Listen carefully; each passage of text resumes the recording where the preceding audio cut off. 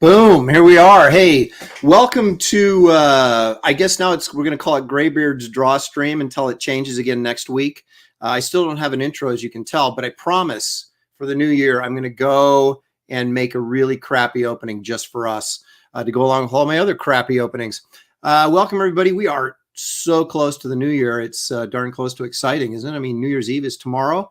But today is an exciting draw stream with my fellow Graybeards, and they're here on time, which is a shocker. So let's bring them in before they decide to leave again. First of all, my partner in crime who kept me up till like 1 a.m. last night on the phone. There he is. He's David Williams. Thanks for joining us, Dave. There we go. And of course, a man some people think is actually Bigfoot. We'll find out perhaps. Kelsey Shannon. See, there he is. He's ready to go, man. He's got his camera switched over and ready to draw. Okay, here's what we're gonna do. Wait, what were you saying about crappy openings though? That was disgusting. Oh no. Oh man. See, look at he said that and he froze. That's what happens when you say stuff like that, David.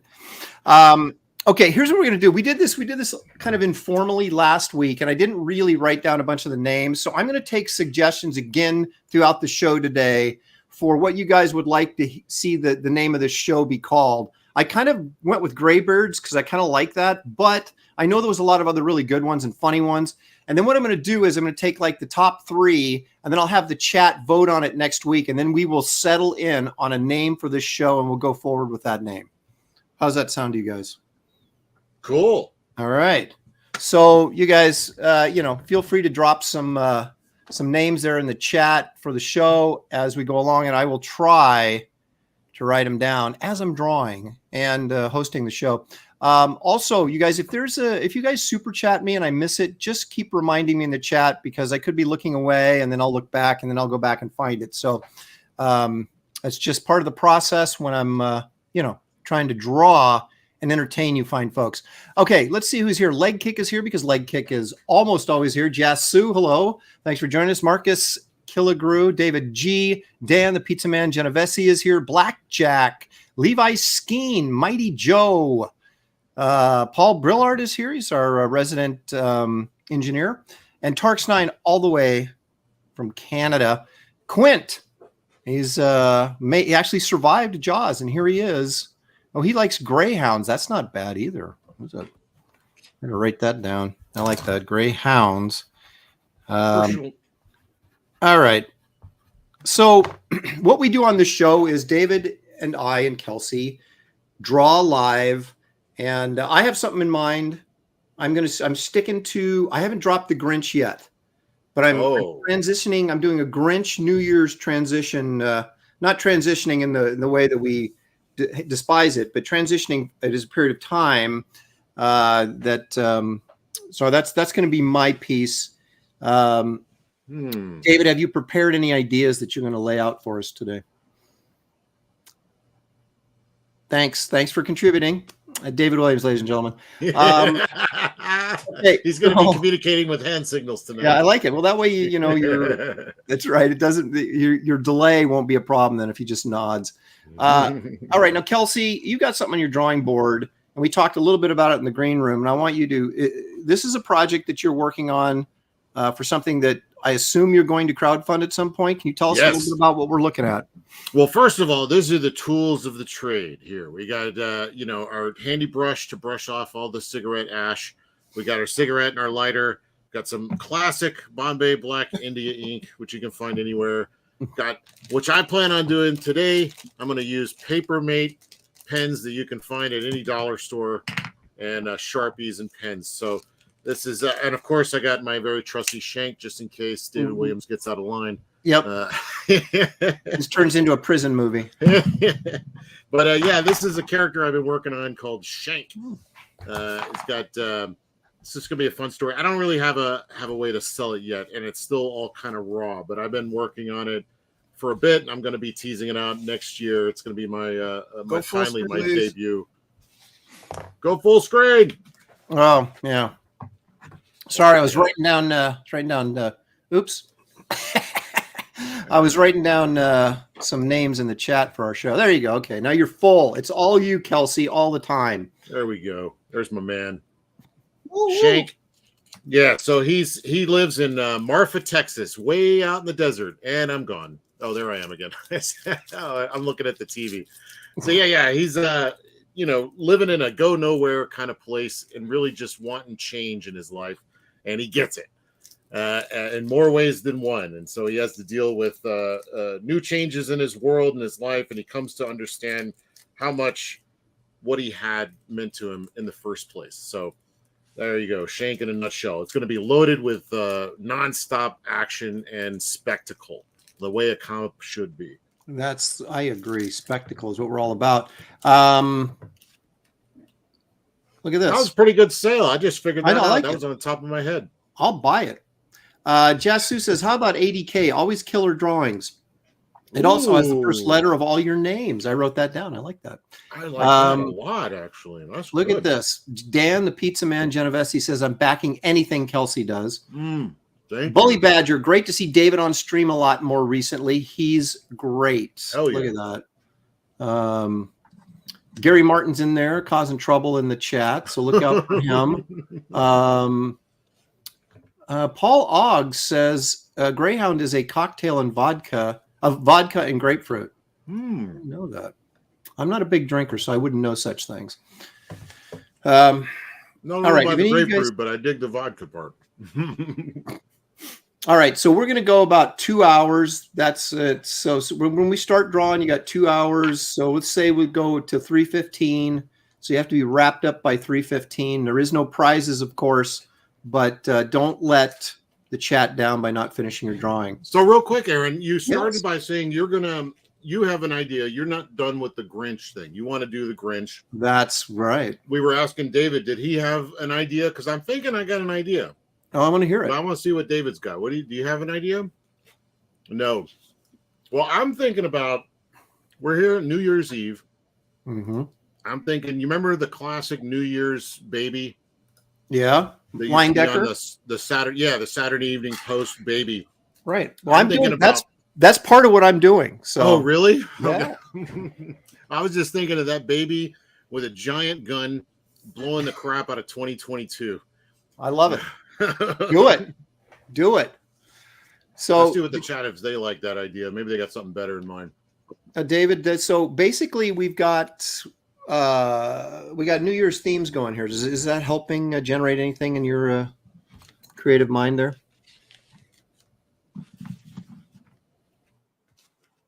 So Kelsey's doing a killer baby. Not to be confused with a baby killer. I could do a killer babe instead of a baby, like up the ante a little bit. Dan Genovese says, my brother used to call me Baby New Year because I had big ears. Well, that's not great. Now I haven't got the Grinch completely out of my system, but I will after this. I think so. I'm doing a combo, 2-character, challenging myself. Oh. So, all right, guys. It is 1:10 my time.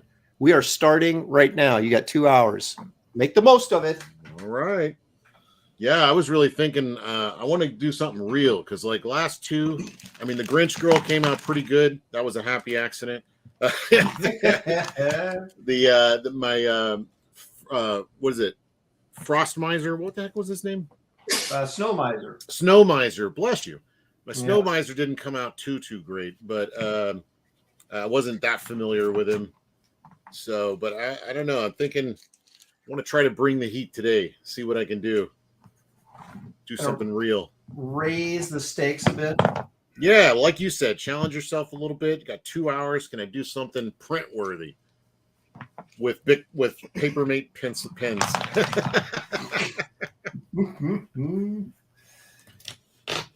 All right. So, you guys seen Glass Onion yet?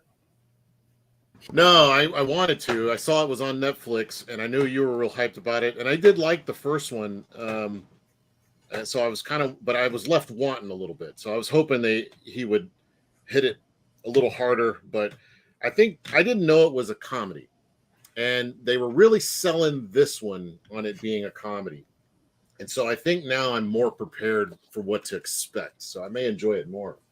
Well, it's similar in a lot of ways. I mean, obviously, I won't do any spoilers, but I didn't like it as well. But it to me, I'm starting to see a pattern here with these films, in that they're less about the mystery and more about the journey and the characters. So it was a very enjoyable movie, although it wasn't a completely satisfying whodunit. Let me put it that way. So see, that's such an important part of it, though, is like I mean, I guess you can go either way. You can have fun with the characters in this scenario, and you've seen enough of these movies where you can kind of tell where things are going. But I remember Steven Soderbergh, when he was doing the Ocean's 11 movies, he'd done the first one, which I really enjoyed. And he said he wasn't satisfied. He thought he could do a better caper. And I think that's, if you're going to do one of the, and I think that's why we were talking about Murder on the Orient Express. And I'd seen a lot of these at that point, and I was a little let down by the overall plot, the ending of it, the reveal. But like you were saying, it's been done so many different times now. It's already been spoiled before I ever got to it and didn't even know. So a caper, if you're going to do a caper movie, it's got to have a good caper. It really, you got to make that twisty and fun. And so I haven't seen the movie though, so I'm just talking out of my, I'm going by what you were saying. Well, it's yeah. I mean, obviously, I it's one of those movies where there's like anything I tell you is potential spoiler, so it's kind of like true. Yeah, but that would be the way I would describe it. I think there's no real sense of danger or tension in it, but there is. It's an enjoyable romp. Let's put it that way. Yeah, so good. So I don't think that you're. It's not money well. It's not like you're going, gosh, I wish I had my money back or my time back. Time, yeah. All right, good. If it's fun, I like that. Yeah, it's very enjoyable, and but like I said, it was just the way that it was set up didn't lend itself to being the best kind of whodunit, where you're really sort of trying to figure out, who did it. It's more of a why did they do it, and what exactly is the overall motive that's hidden here that's causing this event. Yeah. So, but Hold on. Oh, having camera issues. Come on now. There we go. Come on. There we go. I gotta massage it. You could do it. You could do it. Be a friend to your technology. Love your technology. Let's see. I saw a couple movies that again left me wanting. I just bought them because they look beautiful. I'd probably glean something out of it, but story-wise, and I don't know if it's story-wise, something just wasn't entirely there for me. Like one is Ambulance, Michael Bay's flick. Well, come on. I know. You said Michael Bay. What are you expecting at this point? I'm stretching, but like I keep hoping that we're going to get that awesome aesthetic that he has with the visuals, but like combined with a really killer story. And I don't know. I haven't given up complete hope. Almost though. I mean, he's not doing them Transformers movies anymore, so I don't know. Okay, I know a guy that does special effects, and he worked on one of Bay's Transformer films. I don't know which one. I don't even know if it matters since they're all pretty much the same. But I mean, I like the first one. Okay, but he said they were they hiding in like a schoolhouse or something? This might have been like Transformers 3 or something. And he, the characters are running through the hallway or stuff. And Michael Bay came in and the guy was working on the effects or whatever. And he's like, dude, we need more carnage. We need more, bring in another robot that does this. And he's like, well, that's not even in the movie. He goes, doesn't matter. Just have this like big tail sweep in there. It's like just creating this just incredible chaotic moment that was like high energy. But, it was like, wait a minute, whose tail is that? And where did that arm come from? These giant robots that weren't even in the film were just plowing, apparently, according to this guy. I haven't seen the movie. Yeah. But I thought that was kind of funny. Well, there's definitely like moments I remember where they just completely changed to a whole new location in the middle of a fight scene, and I'm just like, what is happening here? But it still looks great. I let go of movies a long time ago. I still feel like, how can I enjoy this without feeling like I completely wasted my time? So I look for other things to like about it, but I still am left wanting. I mean, I still have, I want that feeling like when you're watching Jaws or, Star Wars or, any of that stuff for the first time. Wrath of Khan. What is that? Hello? That's David Williams calling me. Hello, David. What can I do for you? Huh? What's up? Just keep me on speakerphone. Just keep me on speakerphone. Keep me on speakerphone. Keep me on speakerphone. Why? Because we can't hear you on the. Because of the delay. Dude, yeah, but now I got an echo. Now you got two echoes and delay. Oh my gosh, this is going off the rails, dude. Just if you want to say something, just jump in. Kelsey and I will shut up, and we'll wait for the delay. Once we hear you start talking, just keep going, and we'll shut up. All right. I'm going to talk about Michael Bay. Oh no! Oh, Okay, all watch right. out. All right, here we go. He's going to go on a rant.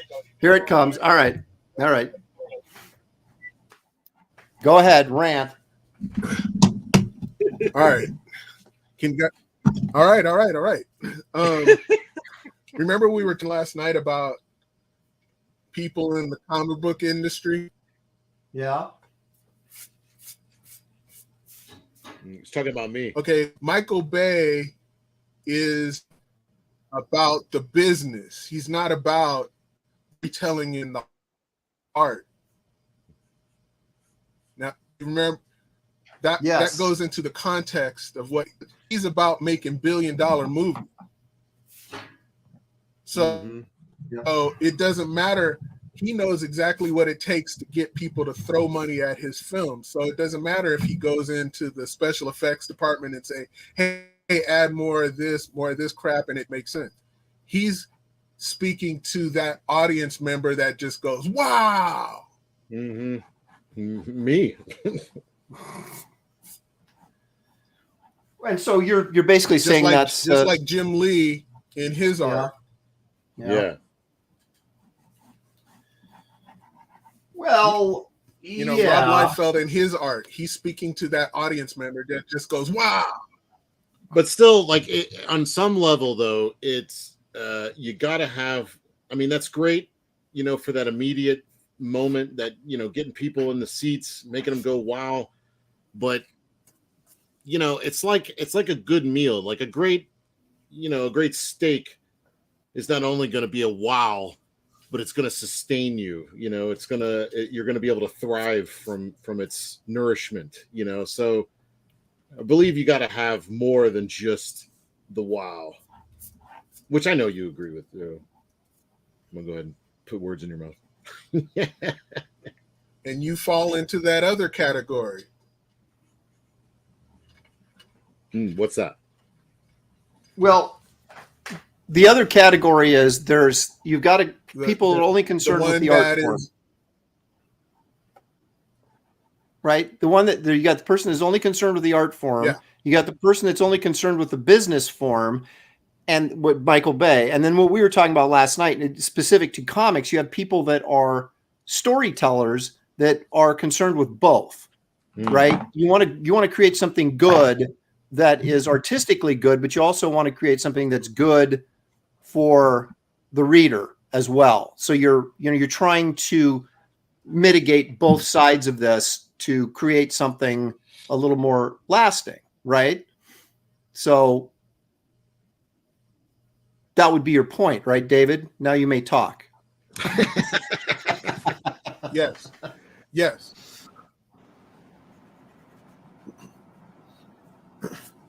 I gave you Michael Bay, people like Michael Bay are the ones that afford the auteurs to do whatever they do.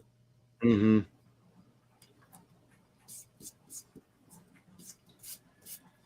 Yeah. I mean, yeah. It's easier, I think, when you're outside your industry. Like if let's say we're just completely into our comic book world, right? And so we're not doing film. And so it's easier to be critical, I think, of outside your industry of what your expectations are for something than it is to be critical inside your industry, you know? Yeah. I can sit there and, rail on Michael Bay. I don't know him. He doesn't care what I think. But I wouldn't do the same thing to Jim Lee or somebody like that if I had similar gripes. So I don't know if that's actually fair, but seems to be, at least, that's kind of how I approach it. Well, like for me, if anything costs $500 million or something like that, like these Avatar movies, then they better be like the greatest thing I've ever seen, because that money could be spent so much more, so much better in other places. And I know that sounds communist or whatever, but I'm talking about think about how many $1 million movies you can make that would be fantastic instead of one gigantic turd.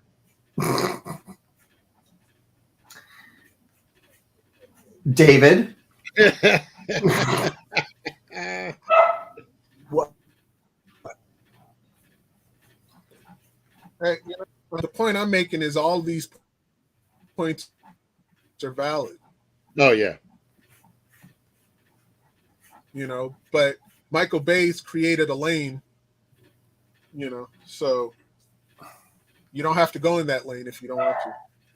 No, yeah. I mean, I'm definitely no hater. I mean, we started this off with my wanting I want to see that like aesthetic of his, that crowd pleasing style that he does, but where like Indiana I'll Jones, give you a hypothetical. Yeah. What if instead of I'll mute myself doing Wonder Woman, it was Michael Bay?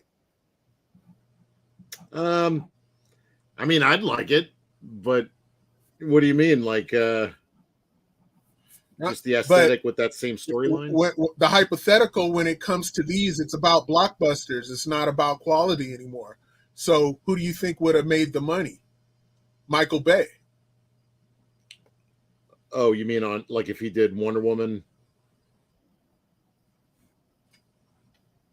Yeah. Yeah. I mean, yeah. I mean, I guess So if you gave, it comes down to like who's making $1 billion movie. Right, you're not going to get that kind of money to make those movies unless you got Michael Bay and it's a property like Wonder Woman that people are wanting to see, and you're just not even going to see that. But I personally am tired of the blockbuster formula because I've seen it. It's predictable.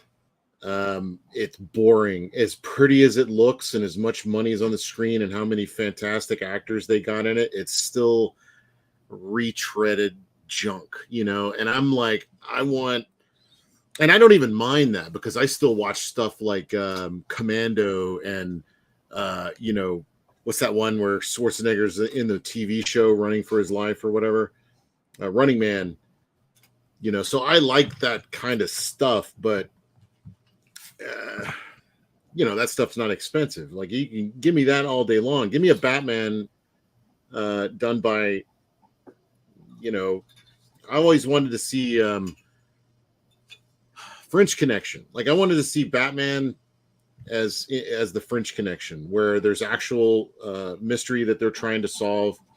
It's gritty, like super gritty and realistic. And I know it sounds like I'm describing the Batman, but something left me wanting, man. It was so oppressive. I just felt like sick afterwards. I don't know.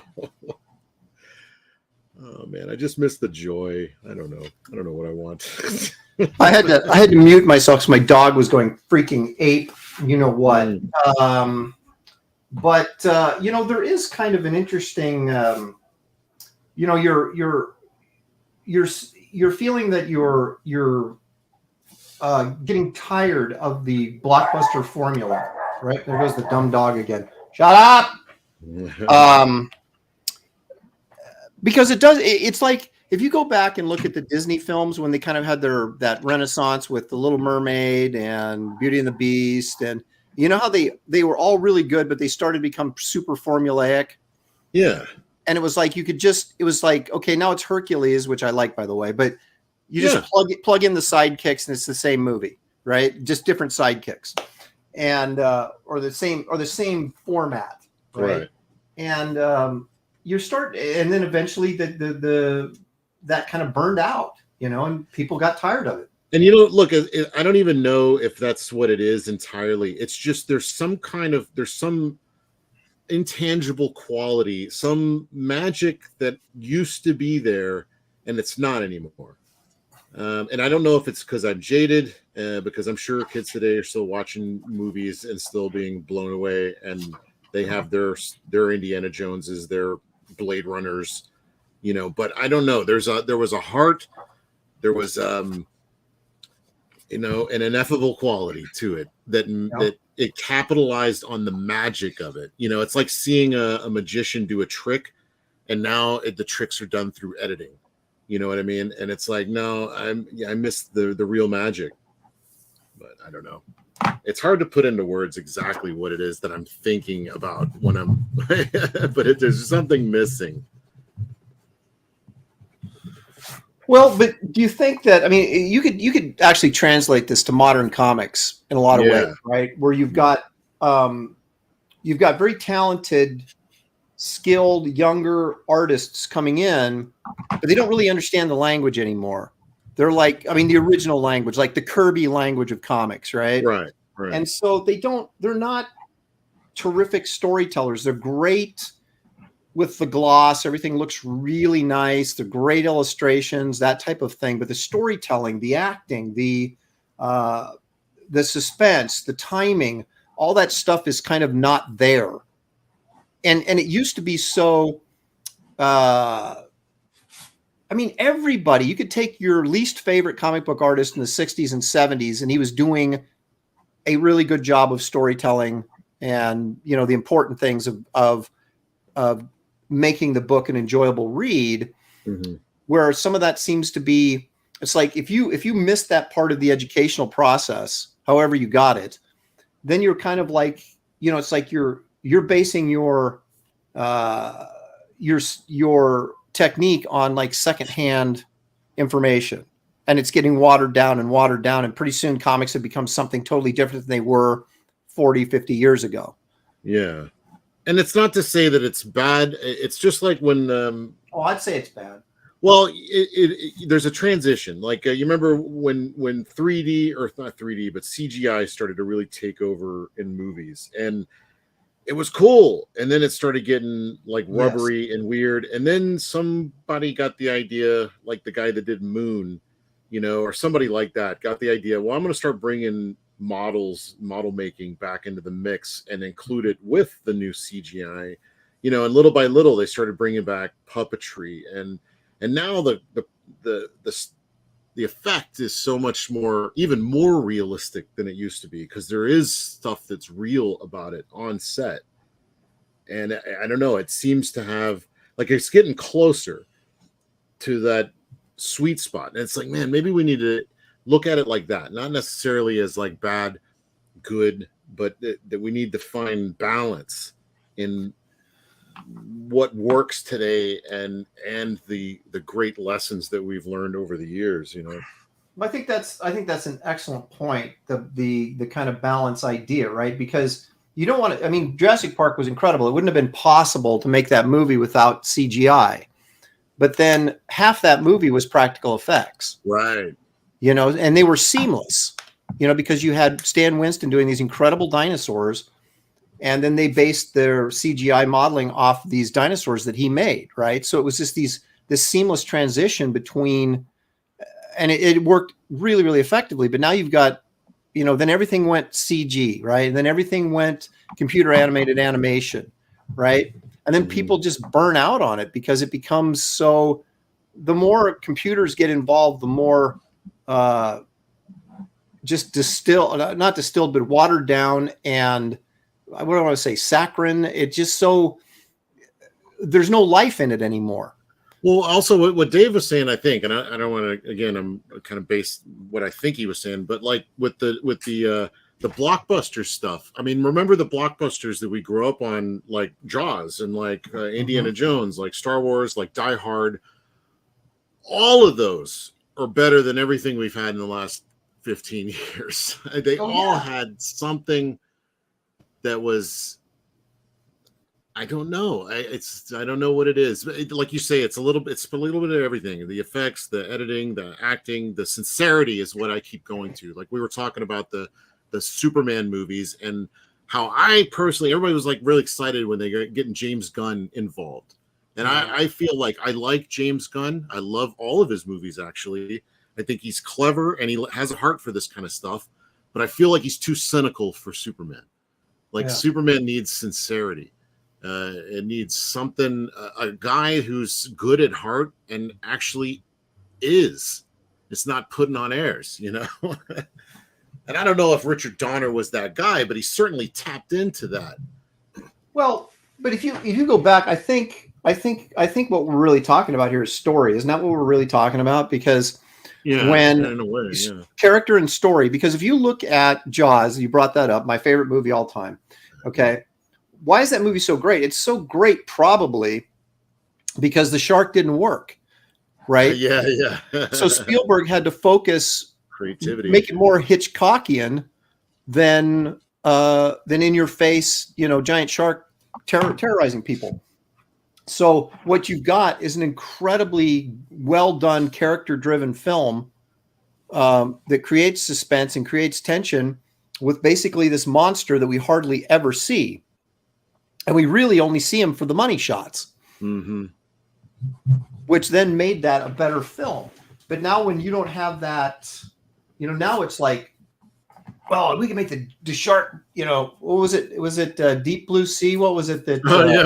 I actually like that movie, but it's trash. You know what I mean? It's like you can, like, was it Samuel L. Jackson was sitting there talking by that open water thing? That was shocking. Yeah, I know it was, but it's like they can do anything. There's no restrictions, right? Right.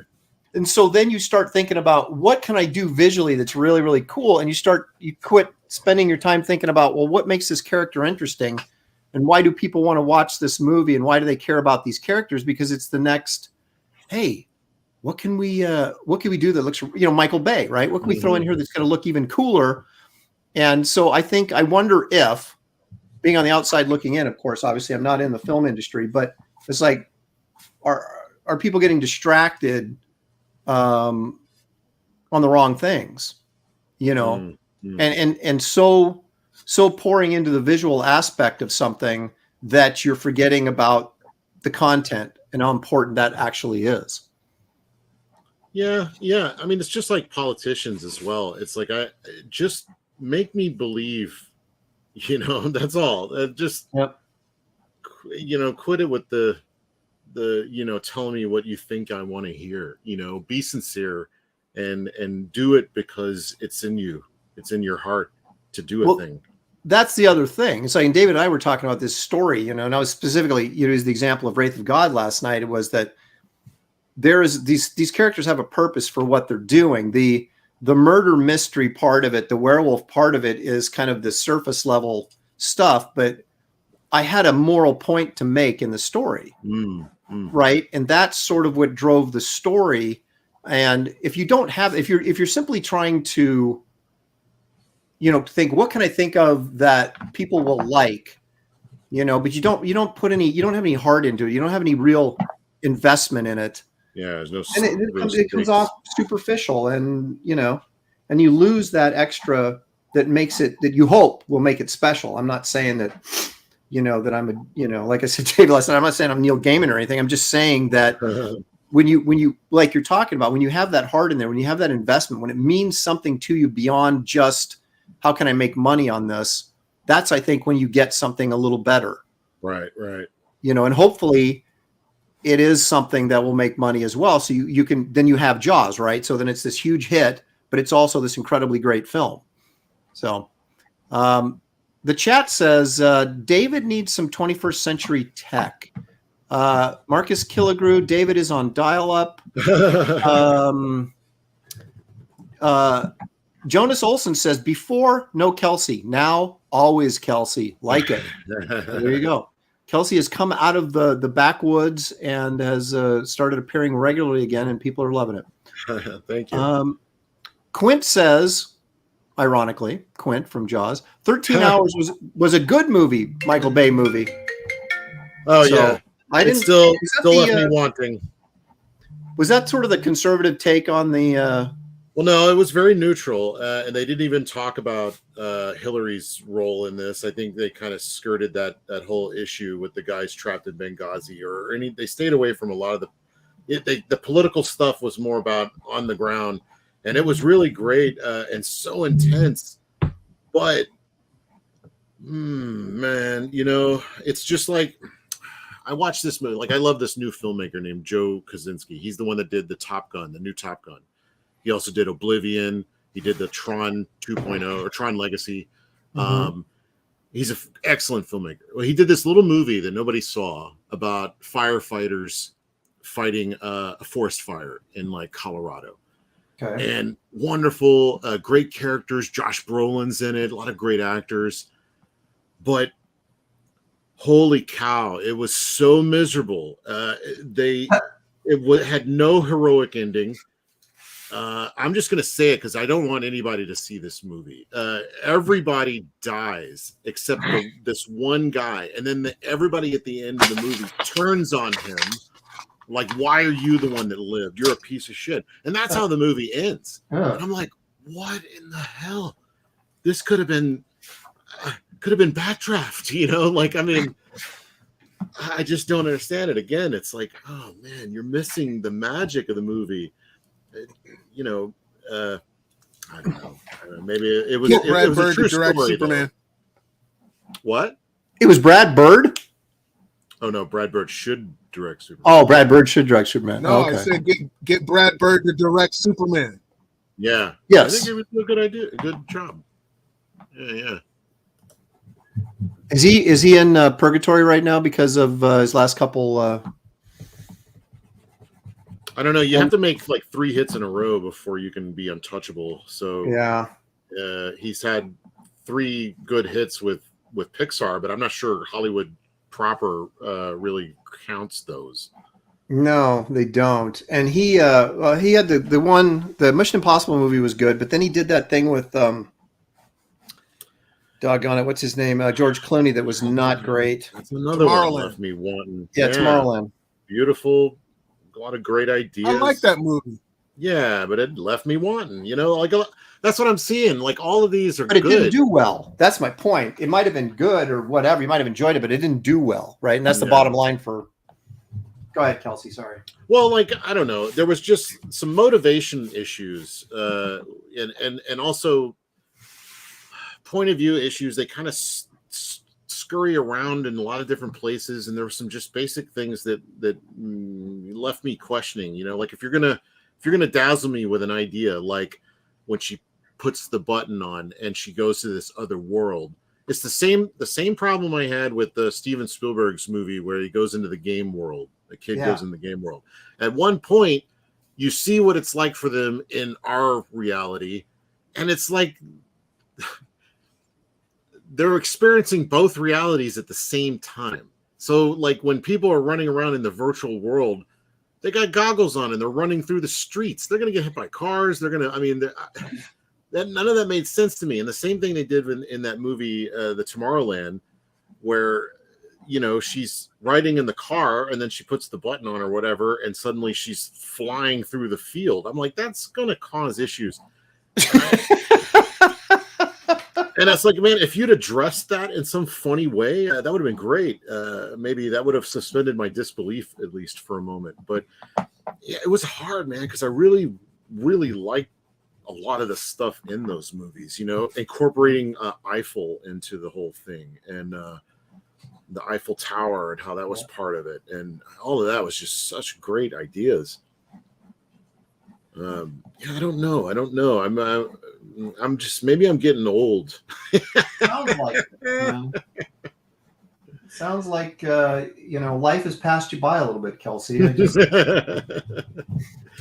I guess I want to go to the circus and be dazzled, you know, and you know, I don't know, be transported. It's been a long time since I've been transported. Well, you know, it's funny.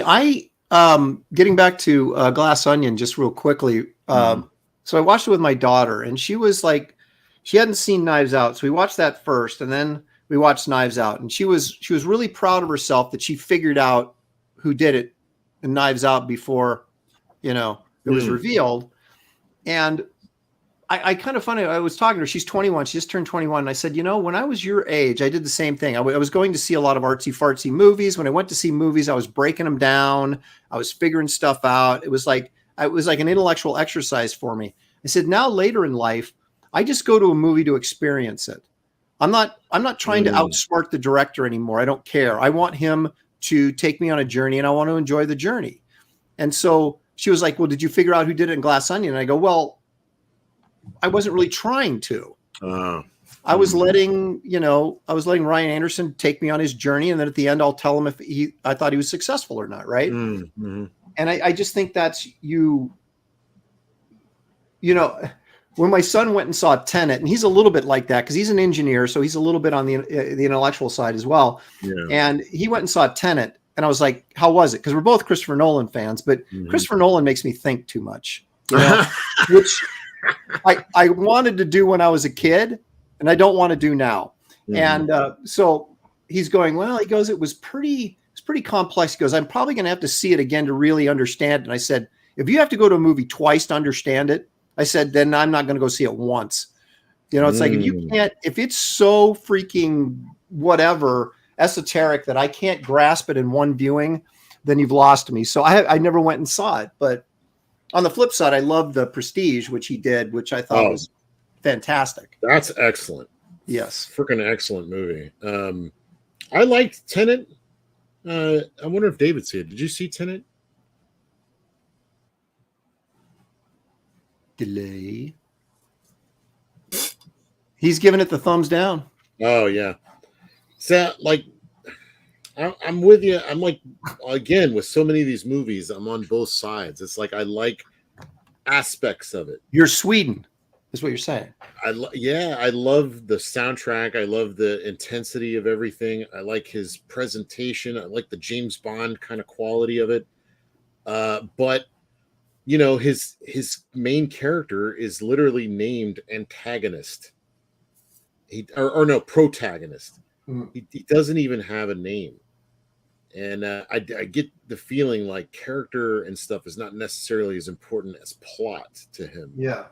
And again, I'm left wanting. I'm wanting more. But see, that's a George Lucas failing too. George Lucas is incredible with story and plot, but terrible with character. And that's what's so great about those editors and what they did is they imbued meaning behind stuff, you know, and tension. And I'm doing a terrible job here. Man. Well, I got you all riled up with all this film stuff, and I think it's affecting your capacity. Is this all part of your plan? Yeah. I said there's no winner, but I want to win. So Michael says Close Encounters is still believable because Spielberg used light to hide flaws. JJ Jackass uses lens flare because he's a Spielberg wannabe with nostalgia. How about that? I think he's referring to JJ Abrams, of course. I like Close Encounters. Oh, yeah. Yeah, he's saying JJ. I mean, I had a lot of hopes for JJ because, like, he's definitely trying to bring in some of that old school. Nobody gives credit to the fact that that John McTiernan is who did that style. He's aping John McTiernan mixed with Spielberg, and it's a great look. Fan. I like McTiernan stuff. I freaking love his stuff. I wish they'd get him out of director jail now that he's out of real jail. What did he do? Well, he got in trouble for lying to an FBI guy, but not on purpose. His story is that he was in the middle of a bunch of stuff, and this guy called him up and started asking him a bunch of questions, to which he was just trying to get off the phone and go have dinner with his family. And they made that out to be that he lied to an FBI agent. And so they brought him up on charges for like wiretapping and stuff, which he did do. Well, but the reason why he got caught is because it was part of this Anthony Pellegrino trial. You remember that whole thing? Oh, Pellegrino. Yeah, I remember the name. I'm trying to remember what it was about, though. Well, he used this same detective to do the wiretapping because he was suspecting his wife at the time of embezzling money from one of the movies he was working on Rollerball. So who knows if any of that's true? I'm kind of like, it's probably true, but it's hard for me to believe that Rollerball made enough money to embezzle from, though. Yeah, well, it all went in somebody's pocket, not the movie. That's true. Art Vandelay from the Seinfeld show says 3 legends drawing together. God bless YouTube. How about that? We're legends. I appreciate that. Eric the Guapo has jumped in. What's this? Blackjack says, I own 1 Neil Gaiman book. I own many Lopresti written books. Aaron is better than Gaiman. Well, I like his math. I can tell you that. Yeah. What's this? Aaron needs to put a pencil extender for his current tool. Real legends using while pencil till the end. Yeah, I know. It's just like I'll grind it to a stump before I throw it away. Eric the Guapo for $5. Thank you, Eric. I appreciate that very much. He goes, I spent 5 minutes trying to formulate a witty insult for you, Aaron, but I couldn't take all the low-hanging fruit, so I did this instead. Happy New Year. So in other words, it was too easy to insult me, so you just backed off and gave me $5 instead. I'll take that. Thank you. Let's see here. Kelsey's new catchphrase for today, it left me wanting. Yeah. There you go. Yep. Let's see. Sometimes the movie is better. Example, Dark Tower from Mighty Joe. Oh, here we go. I watched about 10 minutes of Glass Onion, but I'm pretty done with quirky characters. So, for Peasy thought Tenet was Yeah. Pork Hunt loved Memento. I have not seen that all the way through. I've watched part of it. I know what the shtick is with it, but I have not actually sat down and watched all of that. Honestly, my favorite Nolan movie is a remake of Insomnia with Al Pacino. That was friggin' with Robin Williams, right? Yeah, Robin Williams is a serial killer, and Al Pacino is this cop who can't sleep. And there's like a reason for it, but he's also, because he's having to do this case in Alaska where the light doesn't go down. Right. So there's all these sub meanings to things and sticky situations he's having to get out of, and just that's so well done. Yeah, that was like his second movie. It was a movie after Memento. Yeah. Yeah, and it was weird having Robin Williams as sort of the bad guy. You know, it was interesting. He had a dark side, man. Yeah, well, he apparently did, you know. But man, it made for great film, great acting, man. He was so good at the dramatic stuff. Yeah, it's funny when you find a lot of time, with the exception of Jim Carrey, who's terrible, guys that are comic actors generally turn out to be pretty good dramatic actors. That's because they have a darkness, man. Their humor comes out of pain, so they're able to tap into that stuff. I've heard that explained by a comedian, so that's I don't know. I guess that's true. Well, I'm just like, Bill Burr, I think, is an excellent example of a guy who's actually a pretty good actor. I mean, he's not like he's doing Academy Award stuff, but he's very believable in the roles he gets. And he's about as harsh as they come. It's like, and he probably has puts on no airs about his acting. He's like, Right. man, I just come in and say the lines, and get on with my day. I thought Dennis Leary was good. Yeah, he was, or is. I mean, he's still with us, isn't he? I don't want to put him in the ground too quick. I think so. I can't think of any other comedians. Dana Carvey. No, I'm just kidding. No, hang on now. Carried away. Let's not get carried away. Well, and occasionally you'll find like, rock stars do okay. I mean, David Bowie was pretty decent. Oh yeah, solid. Oh, Madonna, not so much. What's his name from Austin Powers? Mike Myers. Mike Myers. I've seen him in that Studio 54 movie. He was believable and real, like a real character, not a comedy character. He was good in that Queen biopic of Freddie Mercury, where he was like the I didn't even know it was him. Oh, I didn't see that. He's like the guy that's the record label producer, owner, whatever, and they're trying to sell Bohemian Rhapsody to him, and he's trying to tell him the music's too long, and he's got a picture of Dark Side of the Moon, hanging on his wall, and so I was like, wait a minute, is that Mike Myers? No. Yeah, he shows up in Inglourious Bastards as well. Oh, really? Like a British officer in the room with Churchill when they're like planning this thing of theirs in the movie. And he was great. He's just like, there's Mike Myers. And then he does his character and you're like, there went Mike Myers, because he's really good about kind of disappearing into these weird characters he does. Well, I guess that's that's the quintessential trademark of a character actor, right? Is to become these different things, and it is interesting. You could look at like Saturday Night Live guys, and the ones that were able to transition and be good actors, like Bill Murray, for example, and but then someone like Dan Aykroyd, who's terrible, and even in comedic roles, I think he's terrible. He's more of an idea guy. Yeah, he is. And but yeah, man, oof. When he got nominated for Driving Miss Daisy, I was like, "Are you out of your freaking mind?" But anyway, did you ever see Dr. Detroit? Oh, gosh, yes. Babe White was in it, though. Oh, David knows what I'm talking about.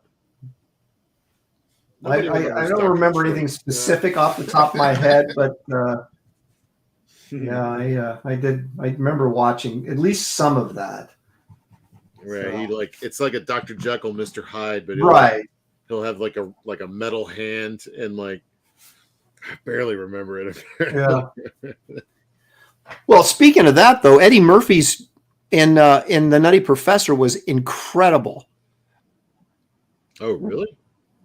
Have you seen The Nutty Professor where he's like this really huge fat guy, and then he takes the formula and becomes this swinger? And have you not seen that movie? I might not have. I've seen the original. David, have you seen it? Delay. Thumbs up or thumbs down, dude?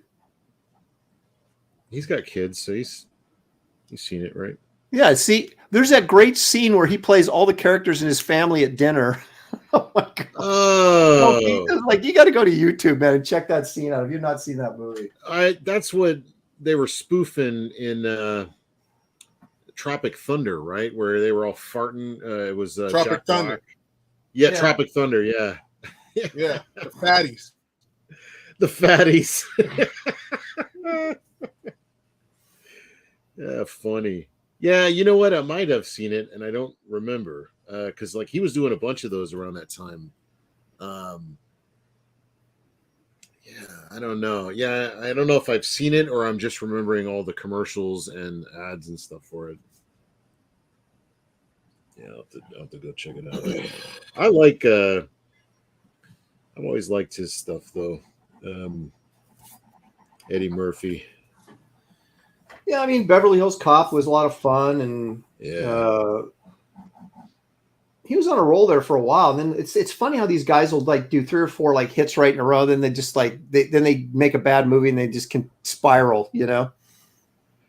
Well, I think he had some personal stuff he was going through, right? Like he got caught in flagrant delicto with a lady of the night or It was something. actually a dude in the night, wasn't it? Oh, really? Oh, Well, it was. shoot. I think it was a transvestite or whatever you call. I don't know Oh, what the wow. proper terminology is these days, but I think it was a drag queen.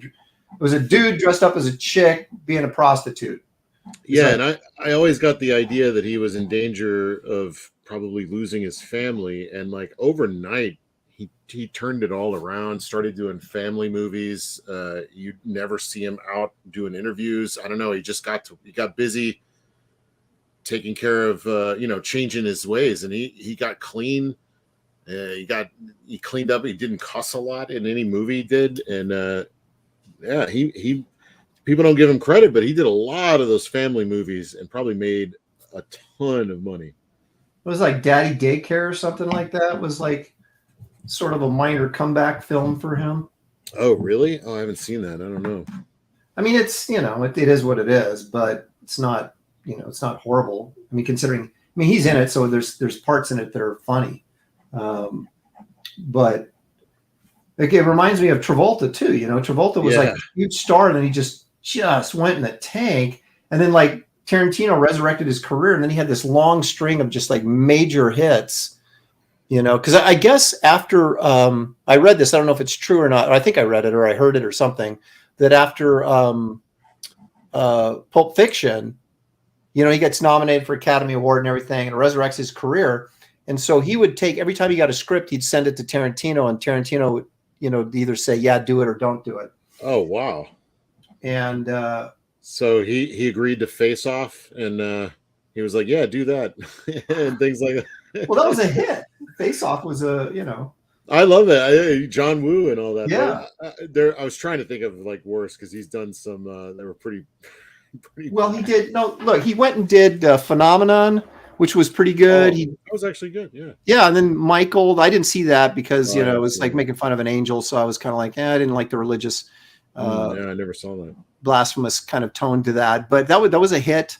Oh my gosh, Get Shorty. What a terrific film that is. Awesome. I really like that movie. Yep. Yeah. Very fun. So he did he had quite a bit of trying to think of the caper in that one, if that was a good caper. It's been a while since I've seen that. Well, he's like this mob enforcer that wants to. He gets sent out to. He goes out to Hollywood to collect a bet. Gene Hackman owes a gambling debt. Oh, okay. And this guy and Gene Hackman is kind of this B-grade director, right? Yeah, movie. And he's kind of shacking up with Rene Russo, but not really, just kind of to get her in films and get him in his films or whatever. And and so he goes out there and he meets Hackman, and instead of making Hackman pay, he's like, yeah, let me help you produce this film. And then there's other, then there's Dennis Farina. He works for this other mob guy that's that they have a conflict, and so all these guys get involved, and Gene Hackman plays this dope, and he's always great. Gene Hackman's always great. Delroy Lindo, if I remember right. Yeah. What happened to that guy? I used to love seeing Delroy Lindo in movies. He was just Bass Reeves recently. Oh, Get Out of Town! I didn't know that. Wait a minute, is that the bald black guy that was like one of the gangster guys from LA? Black guy. He was like, I want to get into movies. Yeah. Yeah. He'd be a good Bass Reeves. A little old now, isn't he? Was. Yeah, he must be Gosh, man, he must be in his Wasn't like 60s. It wasn't good. It wasn't good. I think for Bass, like if they're gonna do Dave's Bass, No. like who would play Dave's Bass? He needs to be probably at least is in his 30s, but right, because these people had family far younger back in the day than we did, so I imagine he was younger than we probably think he was. Right? How old was he?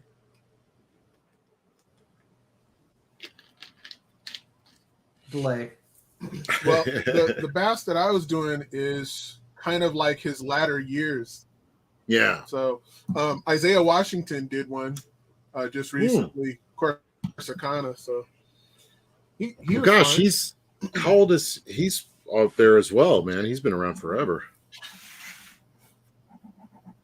He's like my age.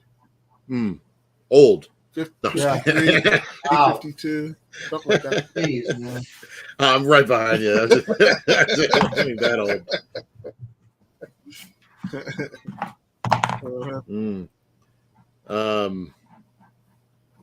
What? No Mario Van Peebles? No, that hell no. You didn't like Posse? But see, the thing is, David Williams' version of Bass Posse. Reeves. Yeah. David Williams' version of Bass Reeves. He's got to be like a really tall, big guy, don't you think? And I'm trying to think of any black actors right now, young black actors that would fit that physical stature, or at least powerful in their presence. Like did you ever see Devil in the Blue Dress? The guy who just recently played the guy who played Hawkman in that terrible Black Adam movie would be pretty good. I didn't see that. No, I didn't see that. But did you ever see Devil in a Blue Dress? That was what's his face, Denzel Washington, wasn't it? Oh yeah. There was his buddy named Mouse, and I can't remember that actor's name. He was also in Ocean's 11. What is that guy's name? But anyway, he was really short. I mean, his name was Mouse, but man, his presence was huge. I mean, it was so intimidating. So I don't think you necessarily have to be a giant guy. You just have to be giant of heart, of presence, of spirit. When you walk into a room, you have to, people take notice. And, to me, that's like, when you see some of these old West guys, when you look at these old photos, they have piercing blue eyes. Mm-hmm. And I bet you they use that to full effect back in the day, like almost hypnotizing people. Just like they do in movies. Almost every major actor has blue eyes, and There you go, Dan the Pizza Man Genovese says Michael B. Jordan. I like him a lot. I liked him a little taller though, but I guess most actors are not. So it's kind of like there's like one Clint Eastwood, right? And that's true. And everybody else is Liam 5'9". He like towers over everybody. Yeah, and he's probably just like 6 feet. No, he's like 6. There was a chart. Oh, let me bring this up because it's fun. There was a chart of all the Hollywood actors, and it's hilarious. Let's see, Hollywood actor height chart, and of course, Tom Cruise is like at the bottom. Eric the Guapo says, "I feel like Kelsey is describing Danny DeVito." Yeah, he's another one, man. He could be really intimidating when he wants to be. I don't know, dude. From a lower camera angle, maybe. Oh no, Danny DeVito he's at the end. Well, Pesci's a guy that's kind of intimidating, but is a shrimp, right?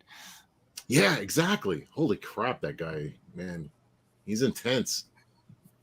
All right, here we go. Oh, this is hilarious when you see them all together. Holy crap! All right, I'm gonna share my screen. All right, this all right. is so funny. Oh man, I'd love to see these guys walking around together in a big group. It would probably be hilarious. Oh my god. So look at Danny DeVito next to the guy from Everybody Loves Raymond. Is he really 6'8"? Yeah. Wow. And then I forgot about this guy from Babe. Oh yeah, right. Yeah.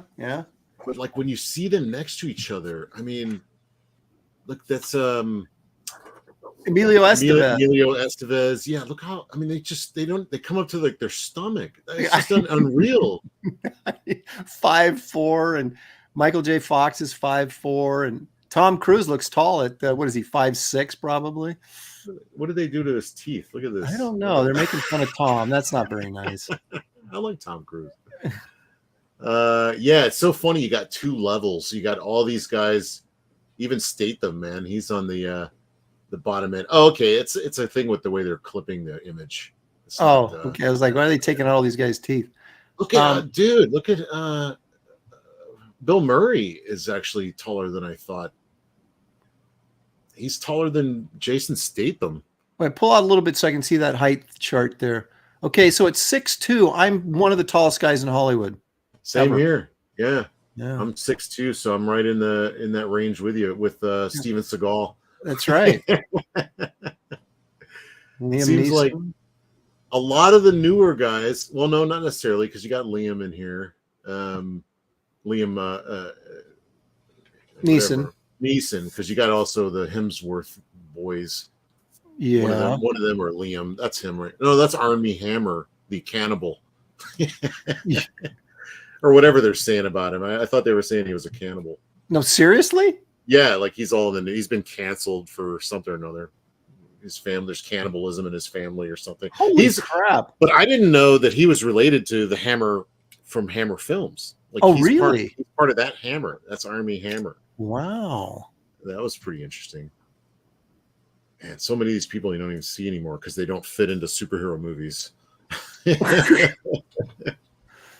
Oh, that is so funny. And look at The Rock right there at 6'2". Of course, The Rock was a defensive lineman at University of Miami, so he'd had to be a pretty good sized guy. Orkun says, wow, I'm taller than the Hoff. Yeah. Yeah, the Hoff, man, but his hair brings him up to about 6'4". But I bet you he's like about 6'3", but the hair brings him up a notch. It's funny. Hasselhoff, man. Crazy. Yeah, when I saw that, I was just kind of floored. It was like, this is crazy, because I'm so used to seeing these guys towering above me on the screen.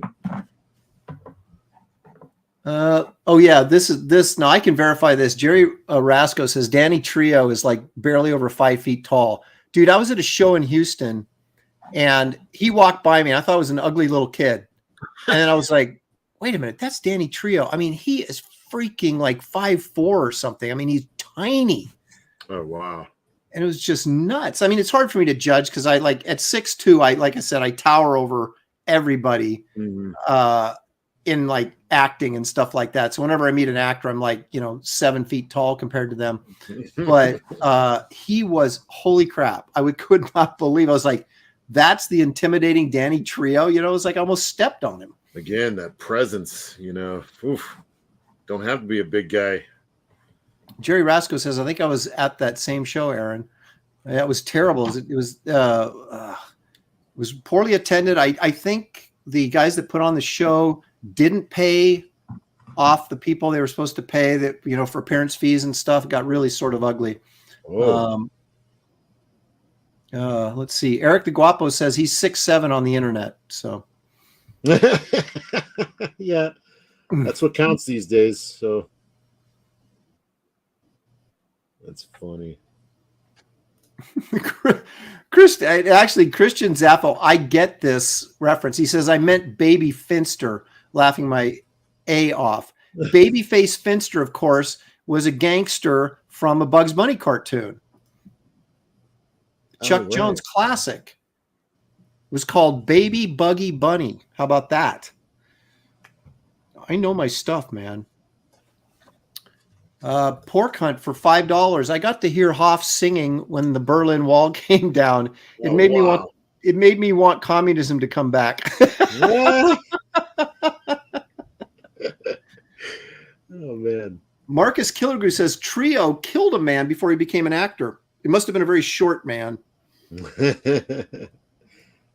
Yeah, he was. Wasn't he involved in the cartels and whatnot? I don't know. I better shut up, man. If that's true. Yeah. I don't want him coming after me. I'm not. I'm a gentle giant. Especially at my age, even the thought of getting in a fight right now just causes me back pain. I've messed up my hands over the years from various things, hitting things, smashing them with hammers, fighting, and now I'm just like, man, one more hit. I don't know, man. I gotta keep whatever I got. So you'll see me running the other direction in any fight scenario nowadays. Well, the thing is, if you think about it, if we're supposed to be artists, supposed to be, it's like, dude, you don't want to be breaking your fist on somebody's head. You know what I mean? Yeah. And then be out of work for 6 to 8 weeks or whatever. Just got to tell yourself that in the heat of the moment, Well, you gotta control that temper, Kelsey. Yeah. That's why you moved out in the woods, man. So you wouldn't. It wouldn't hurt anybody. Yeah. Right. Exactly. Nah, I pretty much got it under control these days. Not much riles me up, except for John Malin. Boy, he can get it up quick. Oh, he's that guy's trouble. He's trouble looking to happen. Yeah, he loves it too. He does it on purpose. Oh yeah, he's a class A pot stirrer. That guy is. Rebel rouser. That's a rebel. That's the word. That's what I was looking for. That was the phrase. Rebel rouser. Now, Eric's got a good point. He says that's why they invented guns, Aaron, so you don't have to punch people. Hey. Just cap. Oh my gosh! Speaking of guns, you guys will love this. Well, maybe you will. I don't care if you do or not. I'm going to show you anyway. So, I got a couple Western facsimile guns, and that I use as reference for Wraith of God, right? So the same company, Denix, which is a European company, but they make really good replicas. They're like, you can get like army guns, all sorts of stuff, right? Oh, wow. Swords and the whole 9 yards. So I had Shelly get me a pirate gun. Look at that. Wow. For Christmas. Yeah, like a flintlock. Yeah. Look at that, skull and crossbones on the handle. So it's like, man, that's fantastic. I can play cowboys and I can play pirate now. And look at that. These things, they actually work. I mean, they don't shoot, but wow. So they're really nice replicas. Sounds sturdy. Yeah, it is. This is like, it's metal and wood. There's no plastic in here. It's all screwed on here. This is so now I'm turning into like this fake gun collector because they're so cool. Well, in Japan, they don't have real guns, but they have some of the best replicas I've ever seen. And I had friends that put a lot of money into buying the replicas for various filmmaking projects or comic art stuff. Right. And they're so real that you really need to make sure that somebody doesn't walk in and see them all on the wall and think you're like some psychopath. I mean, because they're don't pull them out when cops asking you questions. You want to see my replica? Yeah, no, it's real. It's not real. It's not real. Yeah. Dave the Space Wizard for $5. Thank you, Dave. Appreciate that. Off topic, but Kelsey, did you ever do the cover for Samurai and Dinosaurs? I just got it yesterday, and it's the best wraparound ever. Thank you. Yeah, I did do that. That was fun. Yeah, I was really trying to get another cover in for his new book. It's like a fantasy novel, like a novel with art in it and stuff. And I was really trying to get into that, but just time got away from me. But I'm really happy I got to do that one because I feel like that's one of my better covers in a while. I really enjoyed that one. Yeah, glad you like it. That's interesting. David and I were talking about this last night. It's like, I don't really keep up with what people are doing, right? And so unless somebody like sends me a picture of something they've worked on, it's like I have no clue. So like David last night sent me all your, well, not all, but some of the Archie stuff you guys worked on. Oh yeah. And it was like really cool, and I'd never seen it. And so here you are talking about this wraparound cover, and I'm like, I don't even know what you're talking about. Yeah. It sounds cool. Yeah, I do. I get around a lot, but That Archie thing that came up the other day too. I was showing that off on Patrick's show, the We Love Comics, and just really had a lot of fun with that. But every one of these jobs has like good and bad, because like I'm starting to remember everything that went wrong with them.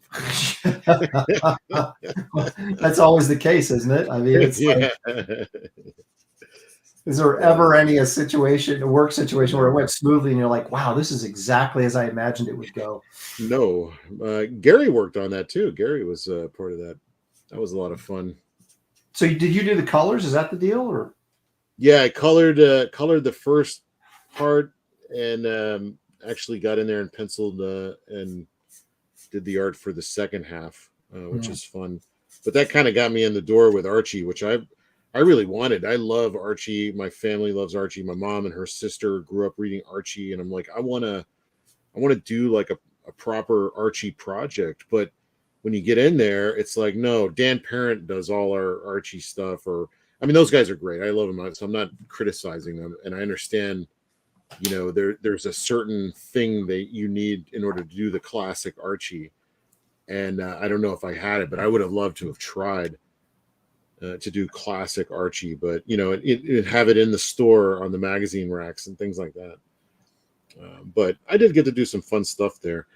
I got to draw Archie and Jughead hanging out with 50 Cent. That was fun.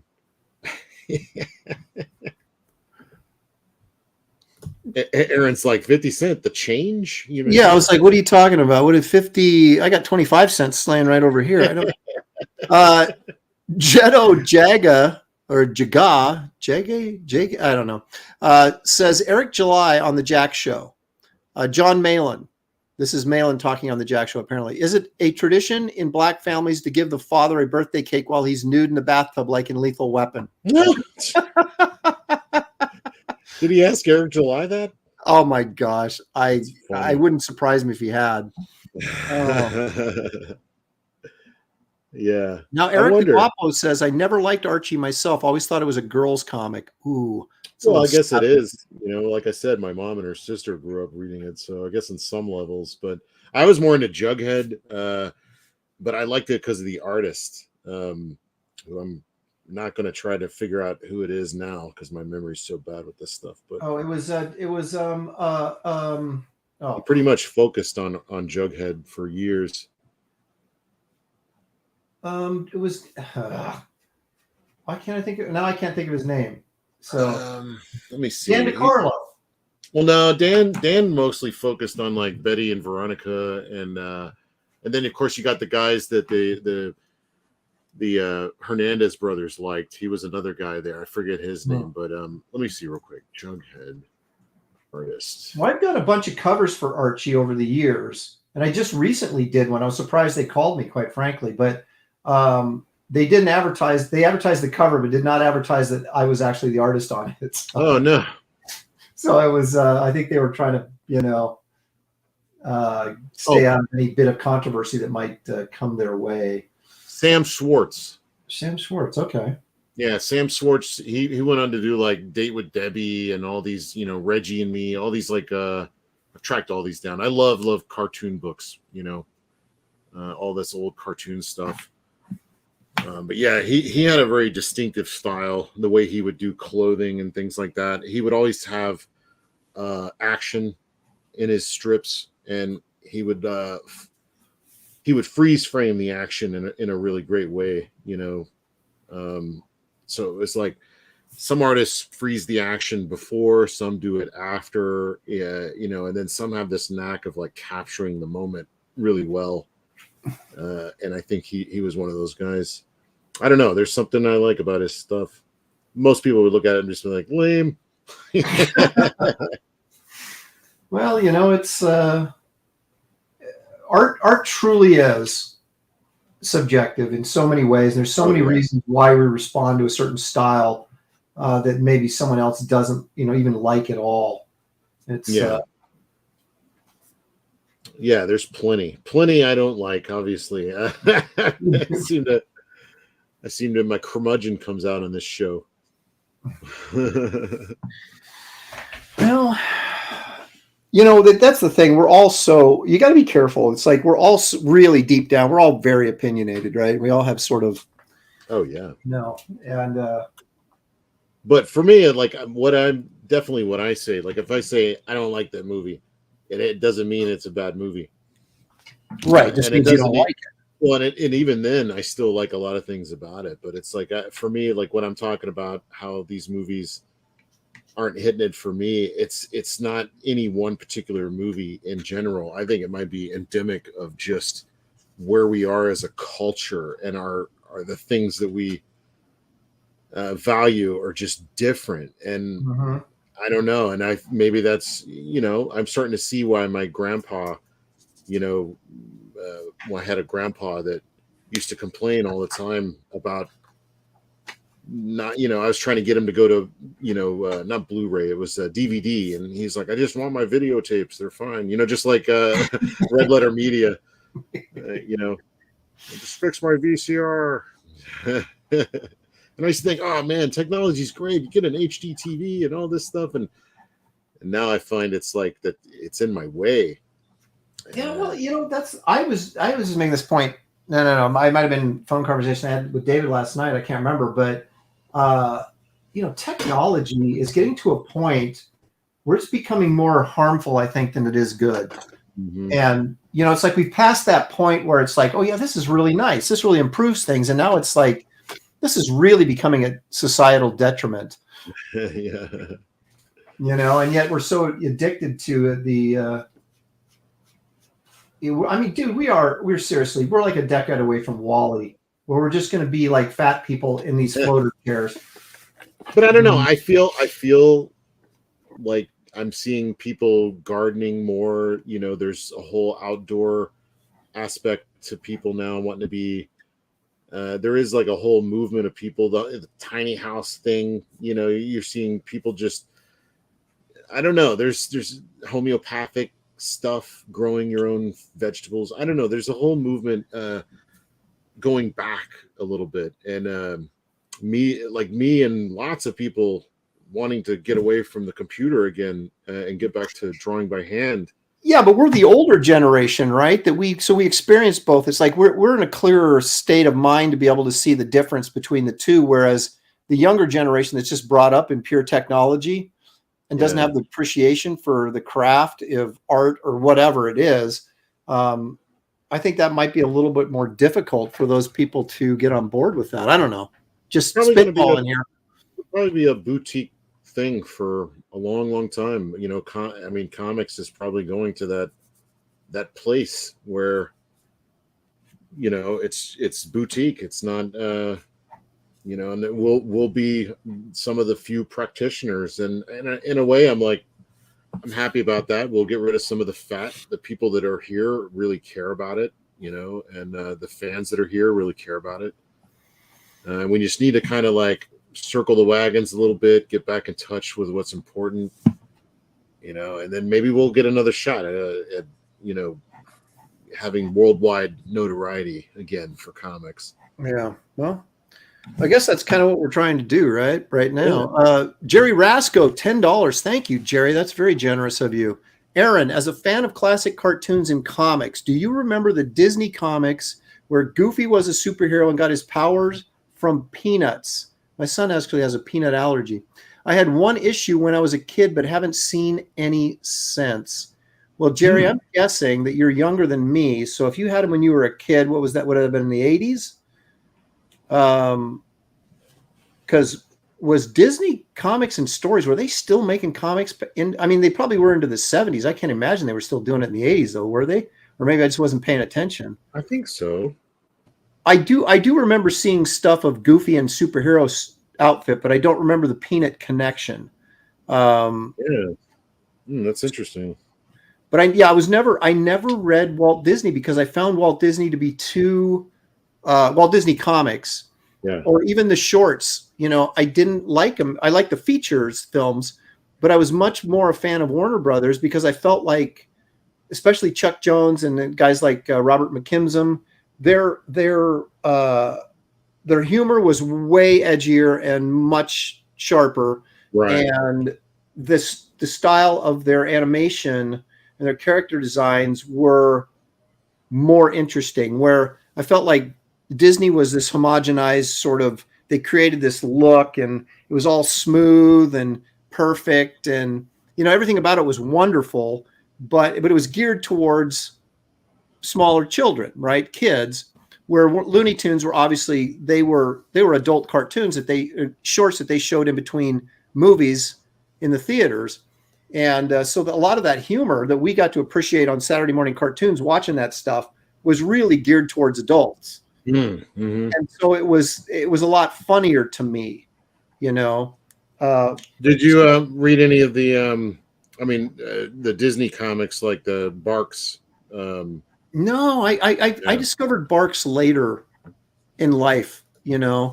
I was aware of it, I guess, visually, but I didn't really understand who he was and what his accomplishments were until I became a comic artist myself, and then sort of was looking back on this. Everybody's talking about Carl Barks this, Carl Barks, and I would go back and take a look and go, wow, this is really great stuff.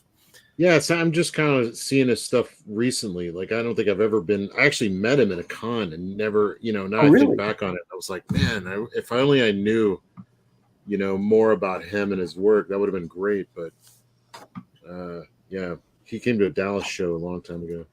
Okay, Jerry's saying it was the late 70s. So, Jerry, you're probably just a hair younger than me, not much. Marcus Killigrew says, I thought Gladstone had the license in the 80s for Disney. That sounds right.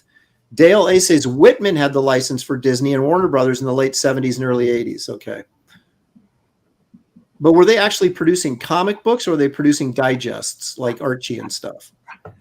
See, I really, really love the Italian, what is it? The Topolino, the different Italian artists they have doing the Disney stuff. Those guys blow me away, man. Cause there's like a level of craft that they teach in their schools, their art schools, right? That just elevates it just ever so much into like another level. I'm trying to think of some artists. Castro, what is that guy's name? Mastro Antonio, Master Tuno. I don't know. They all have names like that. I can't remember. They're all fantastic. I'm constantly discovering new European artists that I'd never, Corrado Mastantuno. Man, I don't. His Disney stuff's awesome, and he does his. He's got a few like graphic novel, a few tomes, of stories. I don't forget what they are. And now he's drawing like Angry Birds stuff, or he was. I love that though. Those guys aren't pretentious, man. They're like, yeah, well, it's fun to draw, and I'm making money, probably tons of cash. I did something for some Angry Birds. God, was it? They kind of wanted to, as Malin would say, what do you call them? Furries. Yeah. Well, I don't know what you do with birds. You call them birdies. I don't know. They're basically human bodies with the bird character heads. And I can't remember if it was for a video game or what. I don't know if it ever got, done, but I did some prelim character design stuff, and I don't think it got any farther than that. And do you still have it? Probably laying around in a drawer someplace, because who's going to buy that? I don't know. How embarrassing is it to you? No, it's actually good. They were good drawings. They were just, it's just, the subject matter is kind of goofy. You got the red angry bird in a trench coat kind of thing, standing there like a superhero, Oh, yeah. They're in my that kind of stuff's fun. But I have to. David brought up something last night that I was going to mention, because he's like, hey, you should bring this up on the show. It's like, we've all got, as I was telling you, I did a video, I don't know, maybe 2 years ago now, or back when I first started all this stuff. Mm-hmm. And it was like, I'm going to show every comic book cover I've ever done. Because I thought, what is it, like, maybe 70, 80. And I ended up doing, it was like 230 some covers. It just blew my mind. I had no idea that I'd done that many covers. And so then David's like, well, do you have like a top 10 of like your top 10 favorite covers? And I was like, you know, I actually do. And I'm curious, Kelsey, if you got a couple covers that you did for, you know, whatever, it doesn't matter who the publisher was, that stick out and say, man, you know, that stands the test of time, man. That's one of my all-time faves.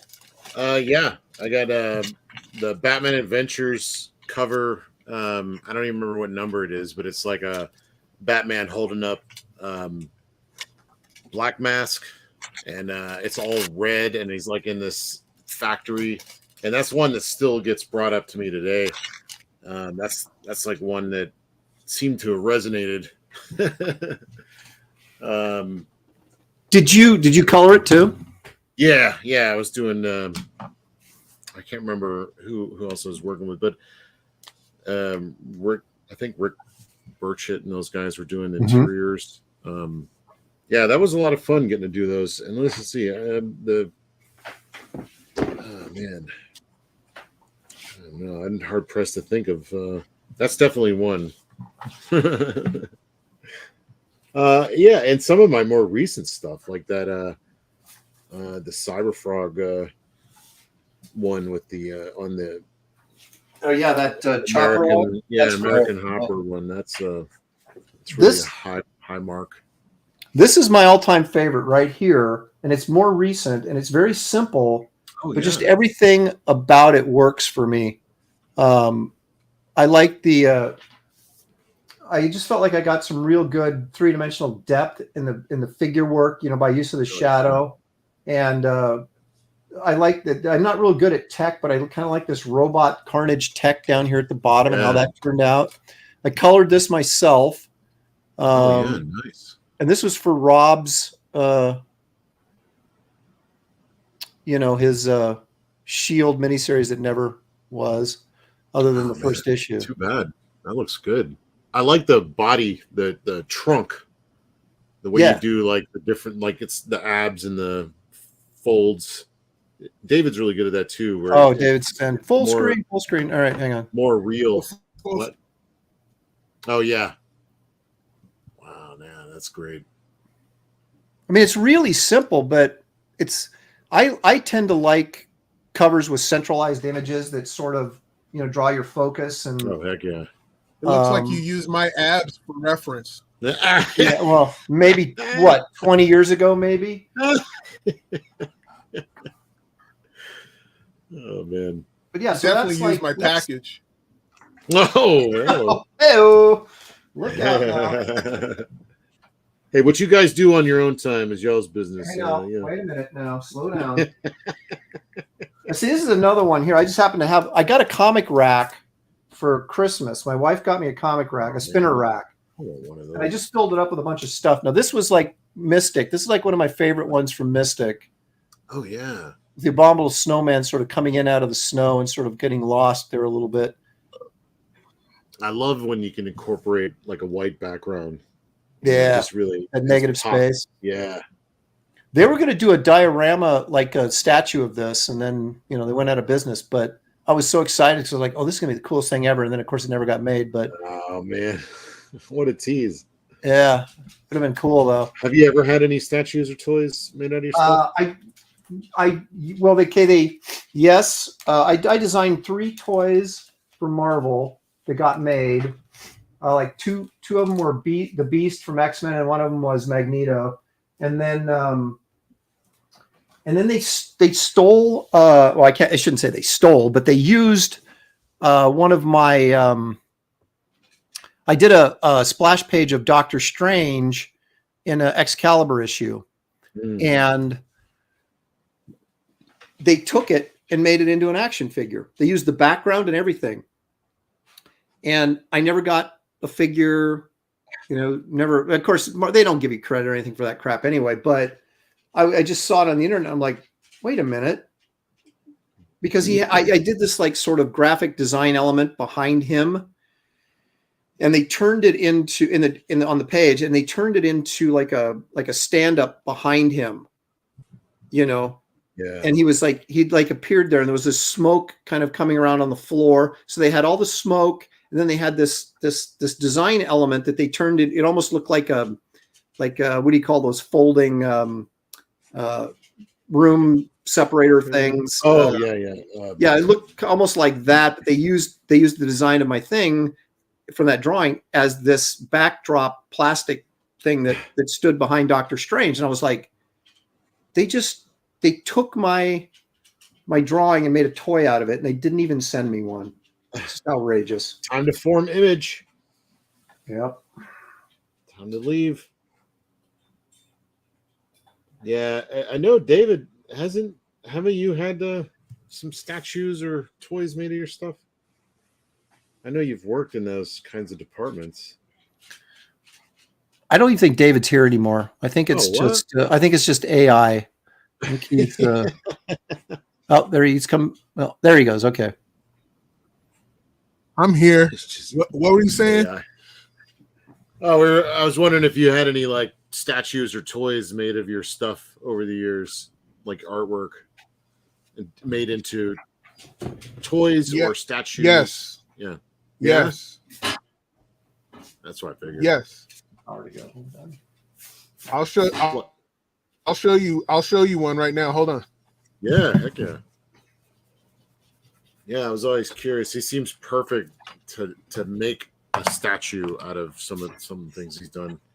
His stuff has like that kind of balance where I don't think it would be hard to translate. No, not at all. I was always kind of jealous because you'd see all these guys that had like their Batman statues. You know, you go to the comic shop and they got a row of like 30 Batman statues, and they're all based on a different artist. And you're like, where's mine? Yeah. Yeah, never had the pleasure. I've always wanted to kind of do it myself after seeing Corbin. Oh, wow. Oh, do some full screen here. What is it? I got it. Friggin' Harry Potter? What look at that. So you did like the design for that or the drawing for that? Delay. He said yeah, but it was like kind of whatever, phased out. So yeah, do you still have the drawing? Giant Studios did this. Oh, okay. Yeah, it's somewhere around here. I don't know. Pencil Giant. I'll show you the one that Jerome did. Oh yeah. Hold on. What's Jerome doing now? I think he's back doing design work at Warner Brothers. Yeah. I got him to ink a story of mine a couple of years ago, but that was about it. That's the last time I worked with him on anything. This one's based on my drawing too, but Jerome did some minor tweaks to it. Oh wow, those are so nice. Oh man, that's great. Good action pose on that. Wow. And that's life size, isn't it? I mean, that's about how tall he is, isn't it? Yeah, according to the chart, yes. Yeah, according to the chart, that is right on the money.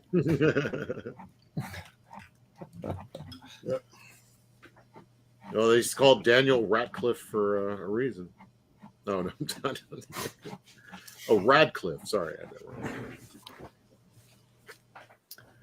Hey, I want to take a quick moment because I'm terrible at this. This is another thing I was talking to David about last night is about promoting our stuff. But just real quickly, you guys, we all have projects floating around out there. I, of course, if I may take just a quick moment here to share the information with y'all.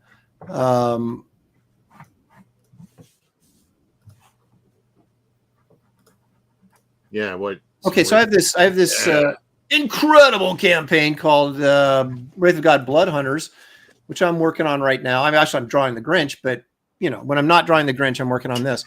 And the thing about this is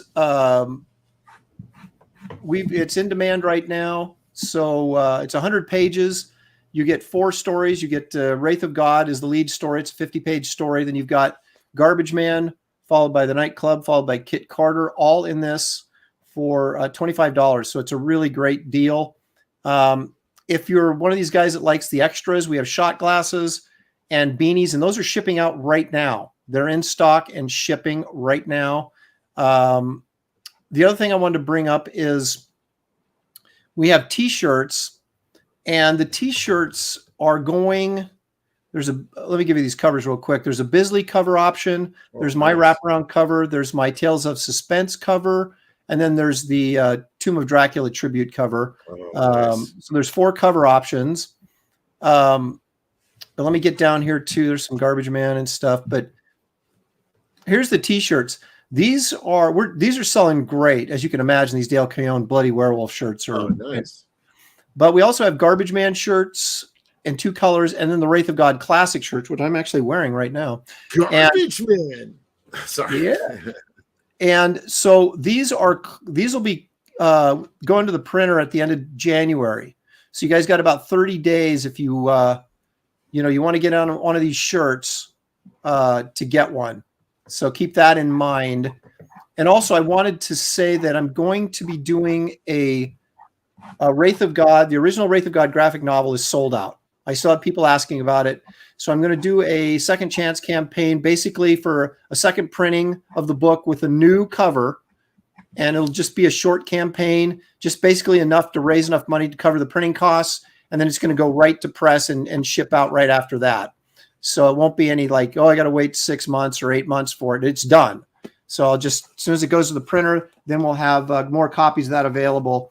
And so that campaign will be going up in January as well. And that'll, but it'll run just for a limited period of time. So keep your eyes open for that. And of course, as we move along, I will have more information about that. So anyway, the link to this campaign is in the description of this video, but that's not all. We also have David Williams and Kevin Grievous. Do you pronounce that S? Grievous? Plural. Is on Indiegogo right now and is in demand. And David is almost done with the book. So that won't be long before that comes out. Let me get this up here. There it is. So you've got an Andrew Robinson painted wraparound cover, which is pretty freaking cool. And you also have a David Williams cover for the soft cover. So that's the David Williams right there. And then that's the Andrew Robinson one right there. So you have a soft cover and a hardcover option. Yeah. And there's a lot of goodies that come with it and stuff. So I backed this. I'm looking forward to seeing it. That has all 6 issues of Bass Reeves. Now, the first 3 came out as floppies, but the last 3 did not come out as floppies. They will be, the first printing of those will be in this collection. So you'll get the entire 6-issue miniseries in here. And the link to this is in the description of this video as well, if you want to go check that out. And I've got one more here. I don't know, and I know Kelsey, you're not big on information, but you do have something called Nora's. The Brightwisers just wanted me to say, the Brightwisers wanted me to send their best to you guys and also to the audience, and Happy New Year's, and thanks for supporting Bass Reeves. Awesome. All right. Well, speaking of them, if you go to the Allegiance website, we're thinking there's probably a chance you might be able to pick up some Nora's Saga books featuring Kelsey Shannon's fantastic art if you missed the campaigns. That book looks so good. The printing on that is so good. I can't wait to get my hands on it. Oof. It might be one of the best printing jobs I've ever had. Really? Pretty excited. Yeah. Well, I mean, a guy like Mitch, they know their stuff. Very high quality minded. You're gonna get the best. Well, so those are the 3 things that we got going right now that you guys want to keep your eyes open for. And if you haven't backed and you're thinking about it, go check them out. I'm sure Bass will be in demand for a bit yet. Mine will obviously be for a few months because I'm on page 23 out of 100 pages. Although some of those pages are on the back end are done already, but I'm still probably only 8. So let me think, 10. I'm probably 30 some pages of completed material out of the 100-page book. So it's going to be a few months yet till that's done. But we do want to get the extras out, so you're not sitting around waiting forever for the shirts and the hats and the shot glasses. So those are shipping right away when you order those. And like I said, the shirts will go to the printer at the end of January, and then hopefully we'll get those back within a month, and then we can ship those out as well. So you guys will have product coming out to you while you're waiting for the book. And then, of course, the second printing of Wraith of God graphic novel will also be available, and that'll go right to the printer as soon as that campaign closes. So anyway, a lot of stuff going on. I just wanted to throw that out there. Now let's get back to the art portion of our show, because Kelsey, you got about 30 minutes to wrap this up. Oh, brother. And I have no idea what David's doing. He just dipped out on us again, but I assume he'll be back. He's looking through his files for something he can. Yeah, that's right. He can cheat and I just do this. What do you guys think?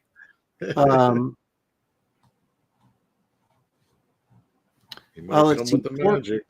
Pork Hunt wants to know: does that mean Nora and Bass Reeves' individual issues 4 through 6 won't be released? He says, "So annoying. I only have half." I don't really know. I don't think so. Are they? They all just in the? Oh, you mean in the floppies? Yeah. I don't know. I don't know if there's any intention of doing those again. There could be.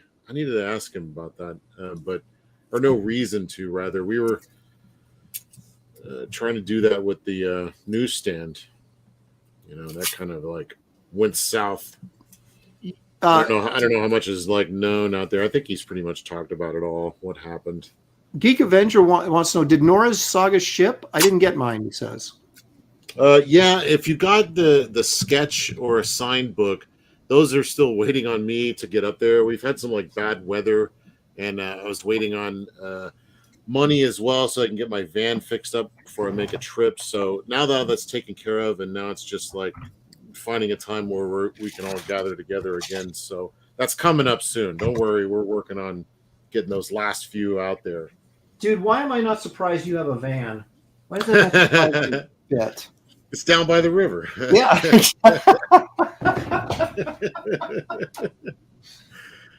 Yeah, I like it. I got it from a grandmother who barely drove it, so it was almost brand new. Got it for $4,000. I'm one of those types that I don't really care what I'm driving as long as it works well. So yeah, well, I'm not a big car guy either. It's kind of does it get me there? Thank you. Do I not look like a total dweeb? But do you? But even that now is completely secondary. Yeah.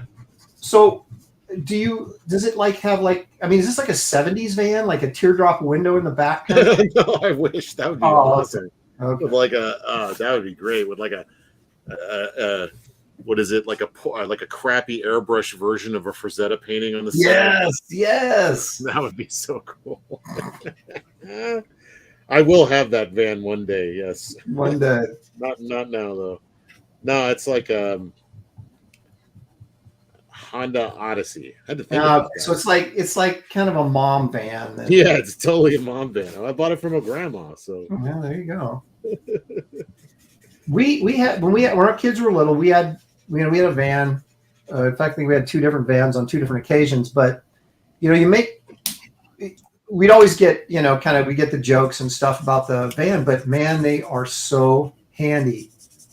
Oh yeah, they really are. It's really handy when everybody's like, "Can you help me move this?" And I'm like, "No."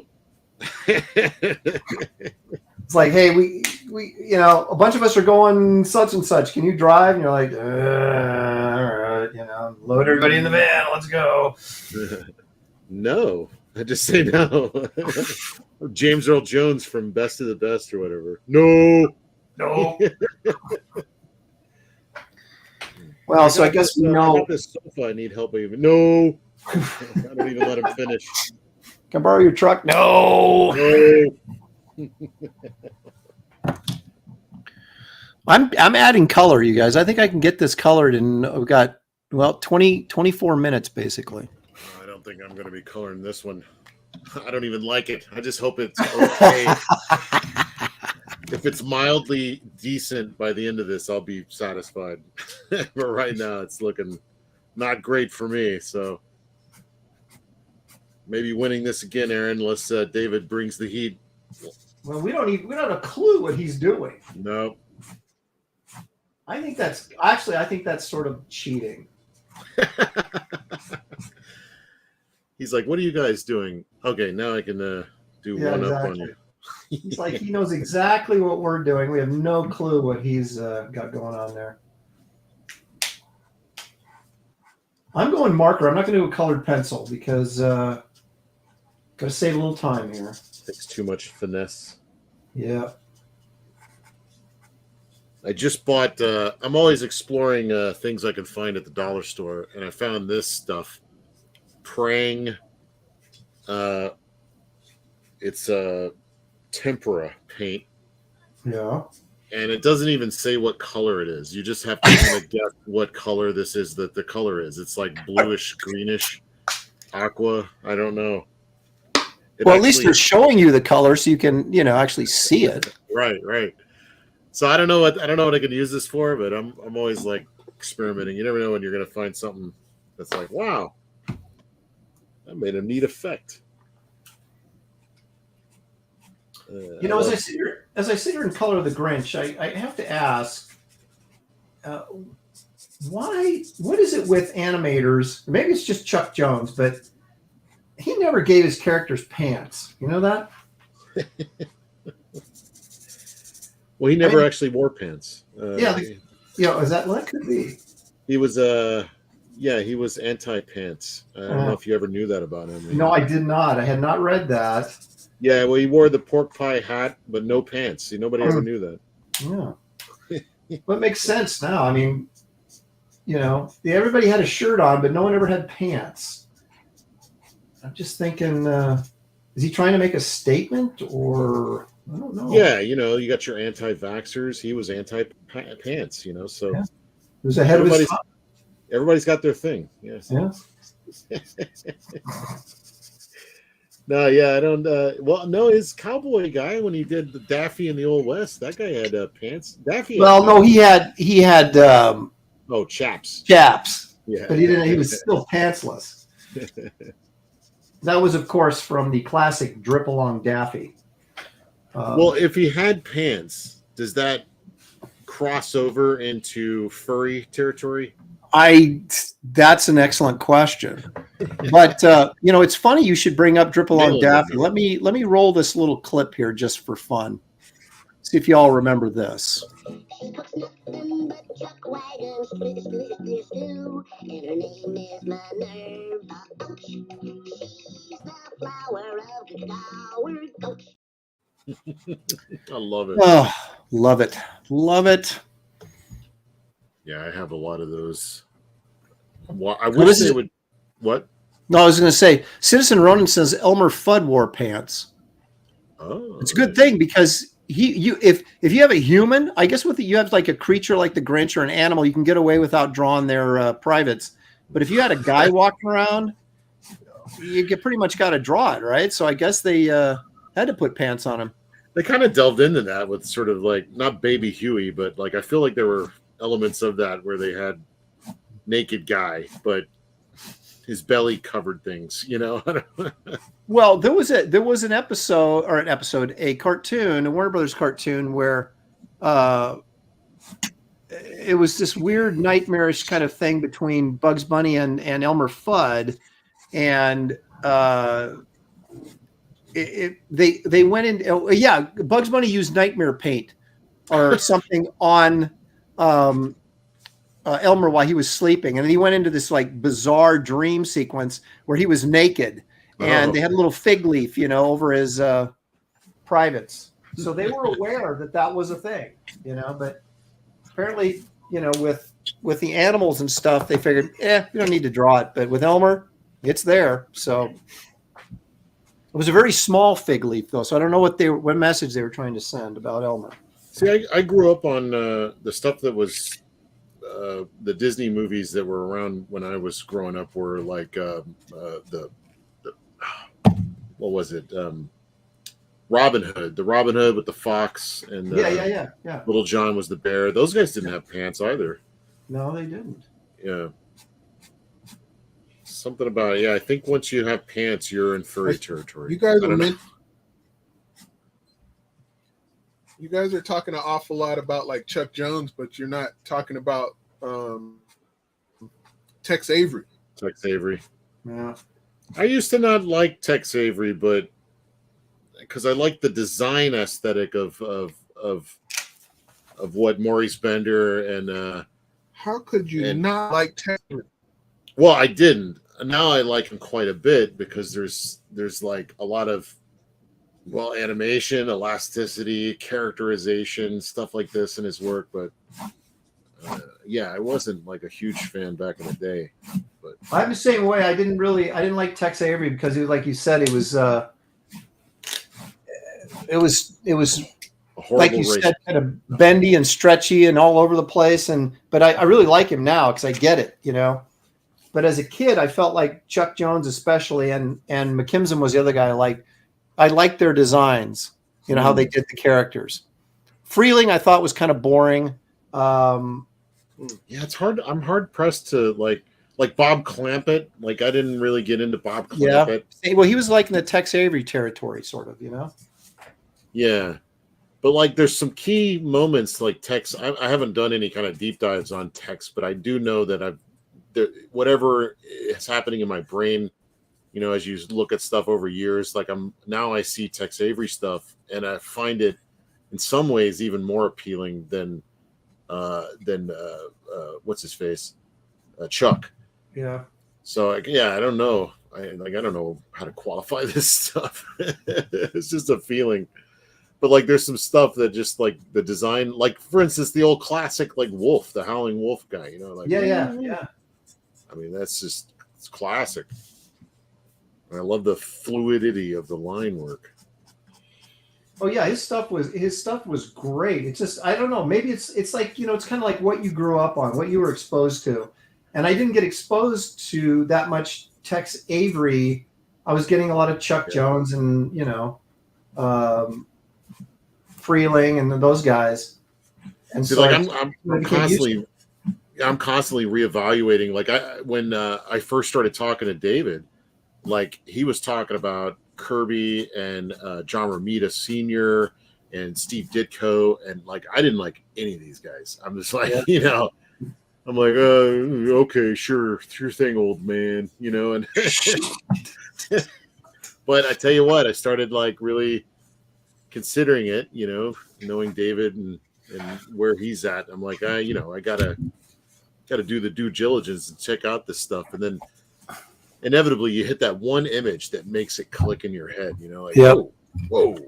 Now I get it. Yeah, and then you start looking at it again with like all new eyes, and you're like, oh yeah, okay. Yeah, Gary Martin was the guy who did that for me. It was just like, because I was very narrow-minded, you know, I liked what I liked, and that was it. Yeah, and I had no room for anything else. And you know, Gary was constantly exposing me to other artists and stuff that I hadn't really considered, and him sort of taking, you know, the time to sort of explain to me why I was being an idiot. You know? You have to have that guy. Yeah. And then you sort of get it. You know, it's sort of like learning to appreciate fine art, which I don't really, but I understand it now, and I never did. When I was working in commercial art, the guy that ran the studio that I was in, when they actually still did that, you know, he explained it to me this way. He said fine art is like, he said, imagine you're an alien, right? And you come to the earth and you've never seen a tree before. And you see a tree for the first time. You see, you have no idea what you're looking at, but you can still appreciate the beauty in it. If it's, you know, and I said, okay, I get it. That still doesn't mean every piece of fine art is fine art, but so this is where the commercial art side of me comes. It's like I like representational art. Yeah, I like too. art that tells a story. Yep. Yeah, and like fine art, you know, you rarely get that. But I get it. They're trying to tap into maybe something that is undefinable, you know, maybe. Well, it's more about, I think, it's always about emotion or political response or something. They're trying to say something. Yeah. right? So it's not about the art, it's about the messaging. But to me, fine art, there's got to be something artistically in it that appeals to me, Right. even if it's not structured in a way that we're comfortable with. But at least it's something that I can grab onto. If it's just a bunch of crap, if it's a banana nailed to a wall, then that means that it's garbage, you know.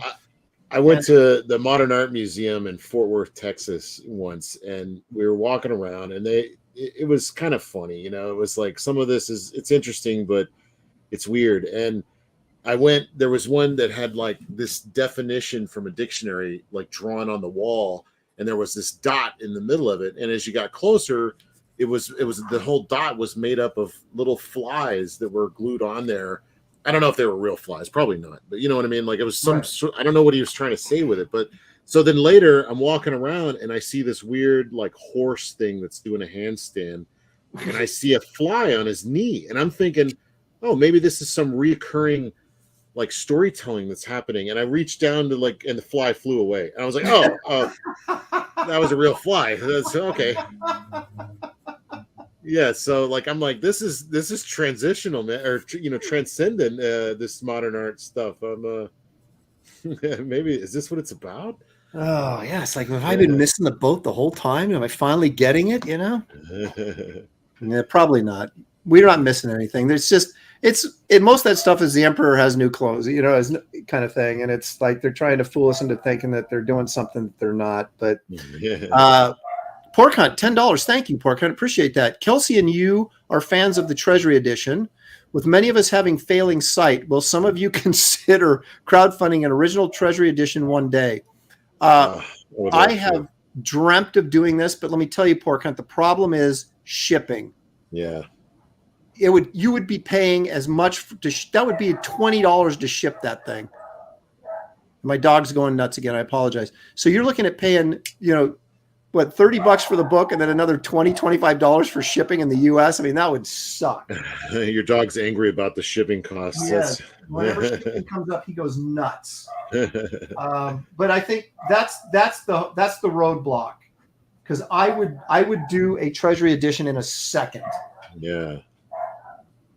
Well, what about large format that isn't heavy though, like magazine format, or the way that Big Guy and Rusty or Hard Boiled were done?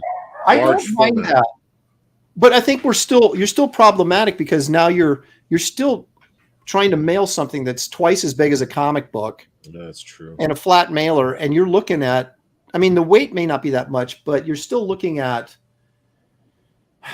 I mean, go ahead. What about the DC Comics newspaper thing that they were doing for a minute? I loved those.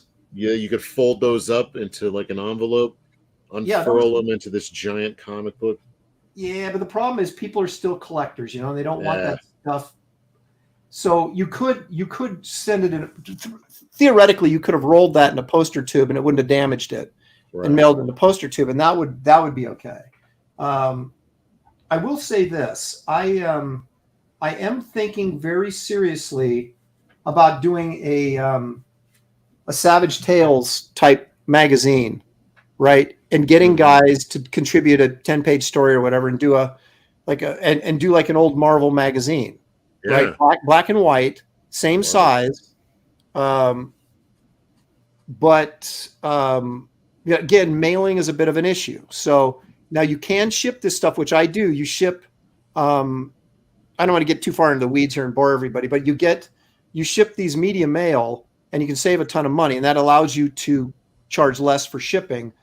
But I am thinking about doing that. Wouldn't that be cool? Just like do an issue of Barbarian Tales or whatever, and everybody kind of do their own Barbarian little story in there.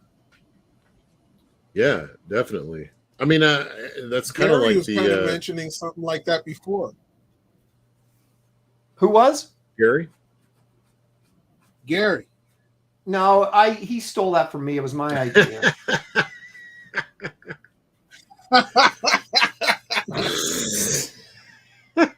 Totally my idea, and he wanted to be on board, and he's like, yeah, now he's taking credit for it. Jeez. All right, Gary, you're out. Cut that. Nah, I think we can go back into the files Yeah. Gary mentioned it first. No, he didn't. It was me. He's gonna start a rival. Now I'm gonna go Adventure find book. it and put it on a loop. Do it. I challenge you, man. I'm telling you, it was my idea.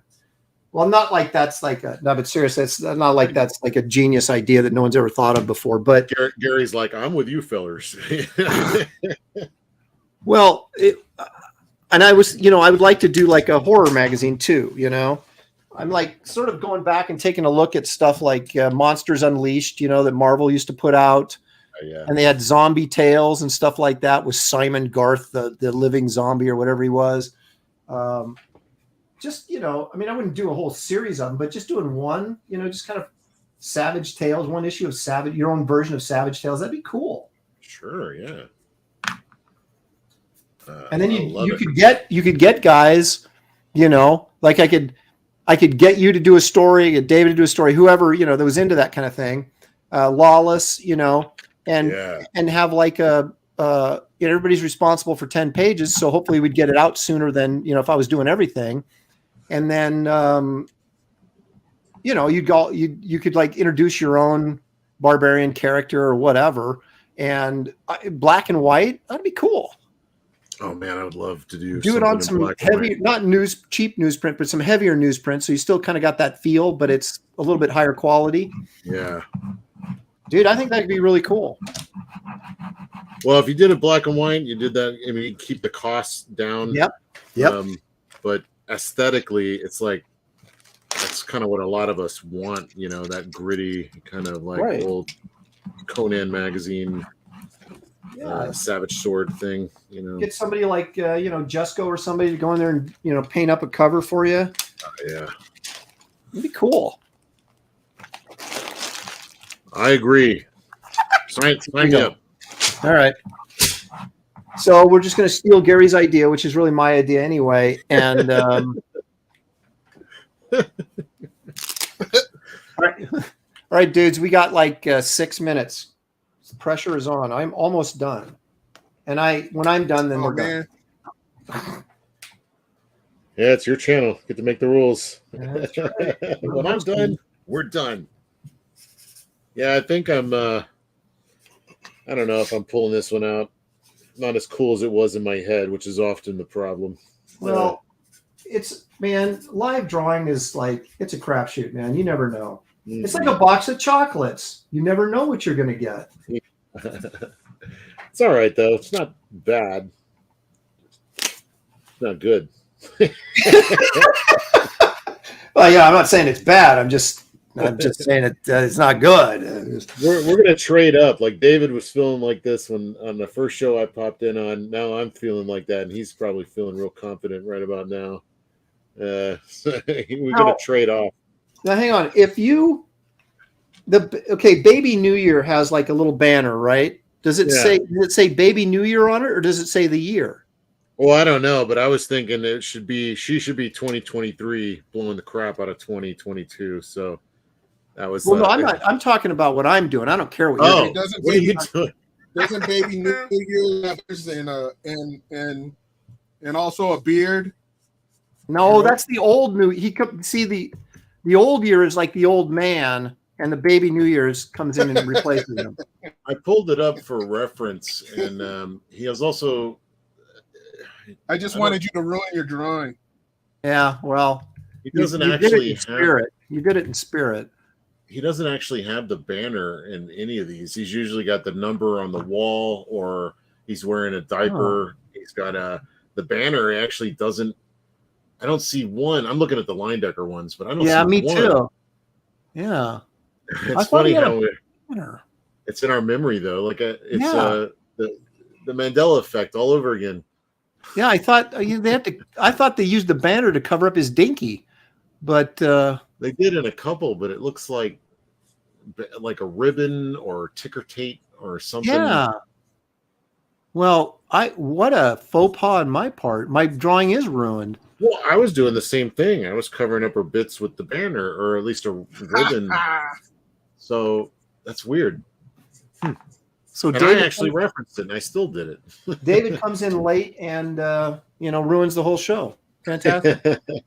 and doesn't say anything the whole show, and he comes in and throws off our game and wins the match. I mean, it's typical David Williams maneuver. Okay, so are you putting the year on the banner, or are you going to put? I'm going to put Baby New Year on there. What I can do whatever I want because there's apparently no precedent. That's true. You're making precedent right now. I was thinking one thing that just simply was not true, so I can do whatever I want. Well, how much time do I have? Okay, I got 3 minutes to write Baby New Year. So doing whatever I want is pretty much where I start. Yeah. Then you realize how wrong you were at the end. You know, but then it's too late. Yeah, you're stuck with it. Got to ride. So it looks like David's actually going to finish something. I had no idea he was working on anything, but if he shows up and just destroys us, I'm going to be so pissed. Because it's like, see, now you're jinxing him. Maybe he'll get nervous right now. Maybe. Yeah, well, that's what I'm trying to do. It's like come on, let's face it. We've had it out there in the open, man. You can see what we're doing. We're not hiding anything. David's, who knows what wizardry he's got going on back there. And so, yeah, let's see here.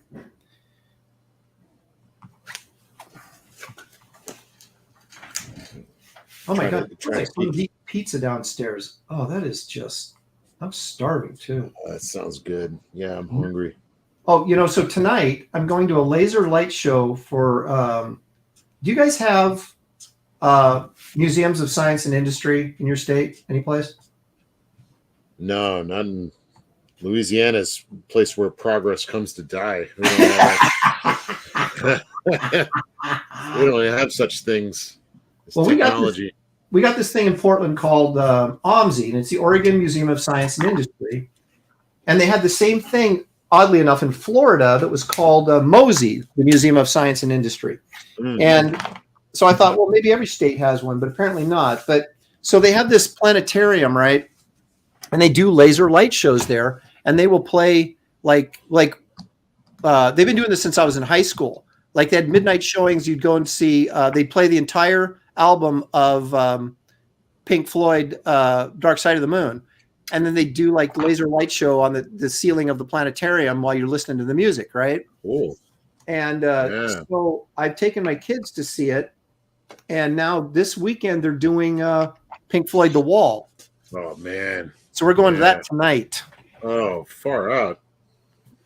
Yeah, that sounds great. The movie or like just no. It's just the album. They play the album, and then they like freelance do laser light show stuff on the dome of this black dome. So it's like you're looking out into space kind of thing, and they're.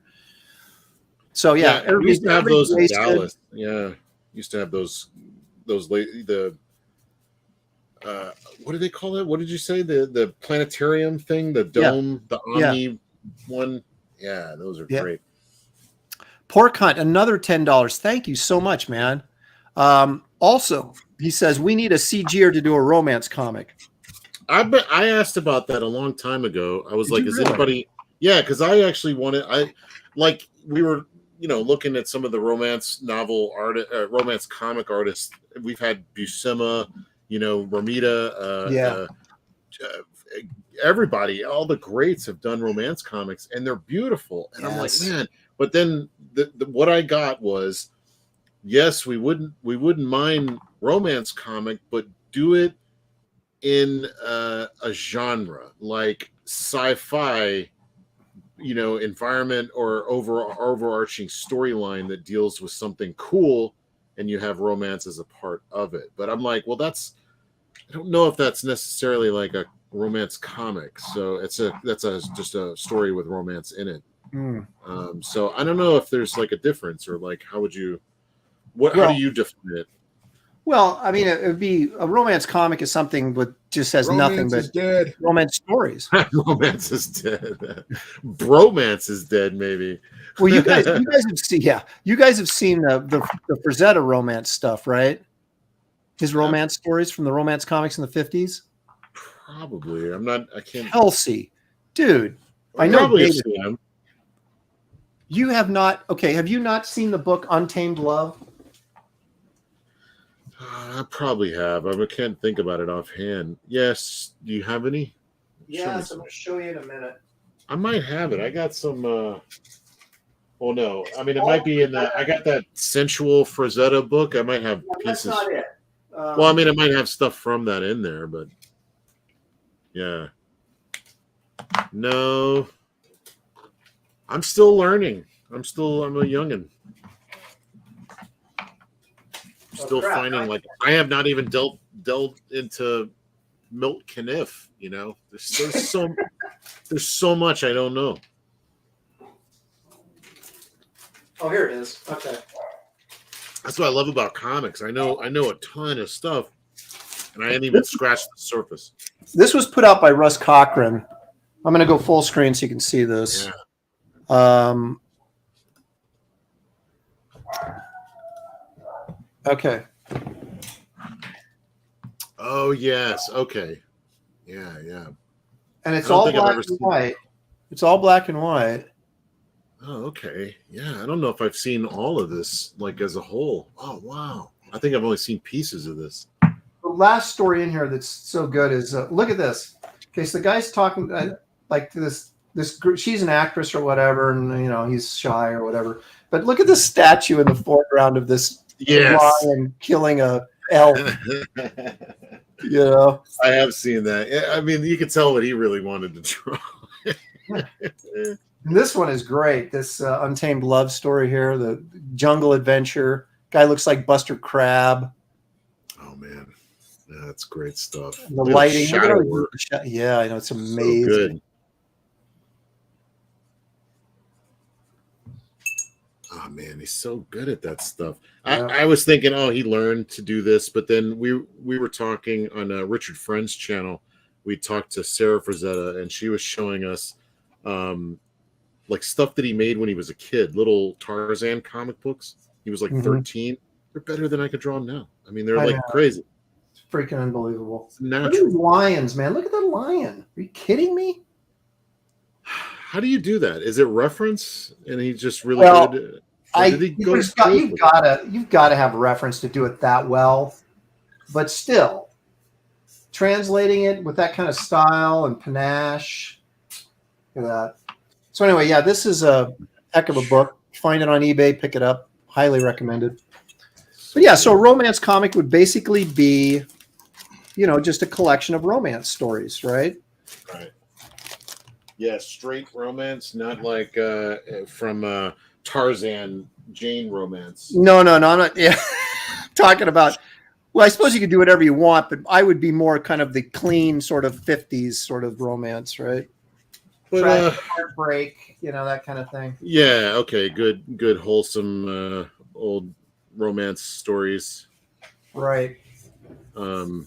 Yeah, I mean, mostly I like I don't know if I have any like original romance ideas, but I like the idea where you're doing like Archie. It's kind of why I like Archie. It's like, okay, well, how do you make normality interesting? You know, fashion of the day. You know, the shots you choose. Like I always think about Buscema's work on the romance stuff, and he like suddenly his art got really big. Like he had these giant expressive characters and like panels. And it wasn't action, but it was still exciting, you know. I don't know. Yeah. No, that's true. I mean, it's like you have a romance comic, but it's like those Frazetta things. It's like there's so much drama in the art. You're like, wow. Now, somebody accused me in here of not being aware that I had a chat, and I don't think that's nice. I think it was Jonas Olson. He says Milo Manera is a romance comic creator. Yeah. Yeah, right. I think I for a guy drawing a picture like this, I think I've been pretty attentive to the chat. I think you guys got to cut me some slack. Oh, man. That's a great piece. My dog's gone nuts again. Was there a movie or something where they drugged the dogs? They like gave them a like big piece of meat that had like tranquilizers in it, and they ate it, and they're like, and he was able to sneak by and break into the. Pork Hunt says for $5, thank you again, Pork Hunt. Why not a romance comic that rips off Lichtenstein? I'm going to go kill that dog. a Fumetti that just assembles all the panels he stole to tell a new story. So that was a $5 shot at Liechtenstein. That's funny. $5 shot at Liechtenstein. Oh, what happened? Oh. What happens is somebody comes over to the house. My dog knows him, and then he just starts yelping and and just freaks out. Wow. He's starting to calm down. All right, good. Way to end the show on a high note, right? Okay, guys, it's time to reveal. Okay. I'll do mine first since I've already got the full screen. Wow. So we have Baby New Year blasting in on the Grinch. It's 2023. Shut that dog up. Dog approves. So there you go. That's beautiful. Blast in 2023 at the Grinch. So there you go. That was had this gestating in my mind and oh really? Oh man. See, this is why I didn't have any clue what we're doing. Put on the back foot. Did that on purpose. Did it on purpose. All right. So Kelsey, are you ready? David still looks like he's working. So. Yeah. Whatever. He's cheating. But okay, let's see what you got here. Just put some last minute little swirls because who gives a crap anymore? Let's just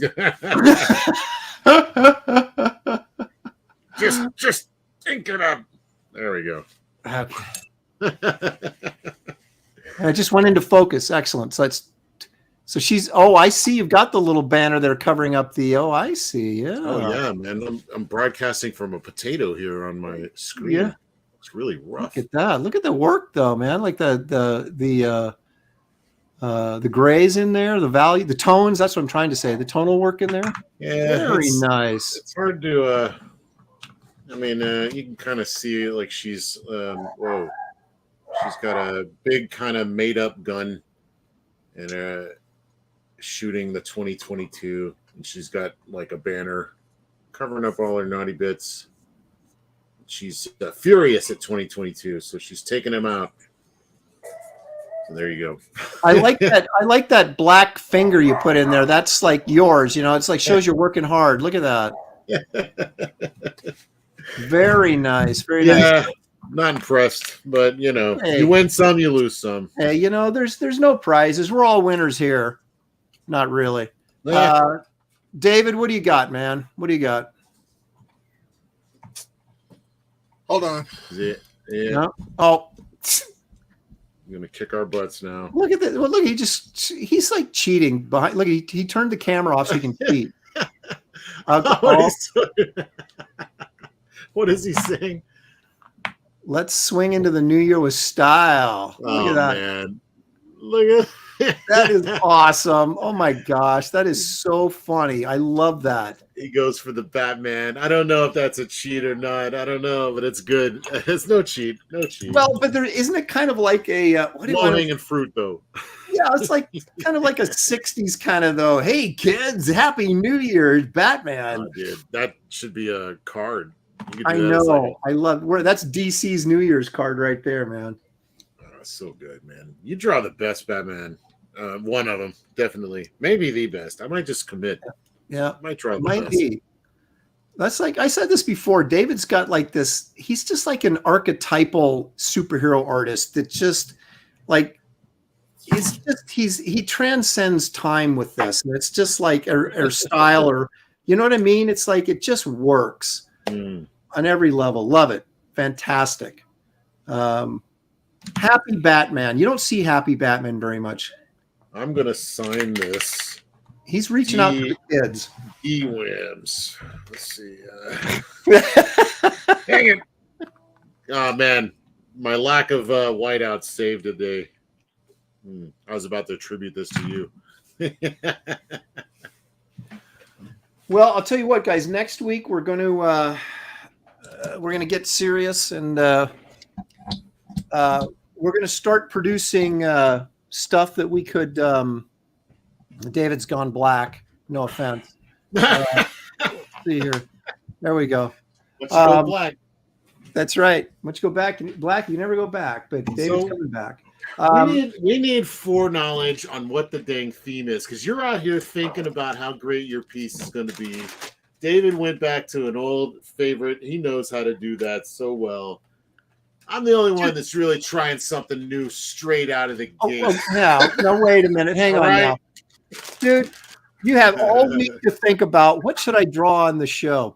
But I thought we were going to have a theme. Oh, I thought the audience was going to choose, or we were going to like settle on like, okay, what do we want to do? Sci-fi? I don't know. No, Look at you. You're like, okay. No, last week I said we're going to extend kind of the holiday theme through this week. And then after that, we're going to move forward with more direct ideas. But here's the thing, David, I think David brought it up, or Kelsey, one of you guys did, that after like we do 10 shows, we'll do an auction stream. Right. So do stuff regardless of what regardless of what the content is, do something that you think people would want to buy. Right. So, and it could be superhero stuff, could be whatever. I guess it's like part of the, I mean, we could just be drawing. I mean, I could just draw some stuff, bring it out like we're accusing David of doing. I like the challenge of us going, okay, we're going to do Terminator meets Superman. I don't know, some theme that we have to, we're on the spot to make something great right then. That's all right, the challenge. Well, do you want to throw we could do that? We could still do that. Do you want to throw that to the chat then? So you guys come prepared next week. You know what you should do? I got it. You should put out a poll like the day before. Okay. On Twitter. We could all repost it. Which you have a couple different ideas, and you let the chat, you let the audience decide. And that way we can have, like, we all want to draw something, and then we can kind of let the audience, roll the dice on it. All right. But that means you guys have to get in touch with me and say, okay, this is what I'm thinking. And then we'll put out. Forget it. No. Oh, I'm sorry. We'll put out 3 ideas then the day before the show, and then we'll take a poll, and whatever wins, that's what we'll do. Cullen says, everybody pick robots till Aaron loses by default. No, I have the right, as host of the show, I have the right to change the topic if I need to ensure that I'm looking as good as possible when all's said and done. Timmy Mello says, I like the chance at fan interaction. I do too. That's why I want to kind of like bring the audience in a little bit.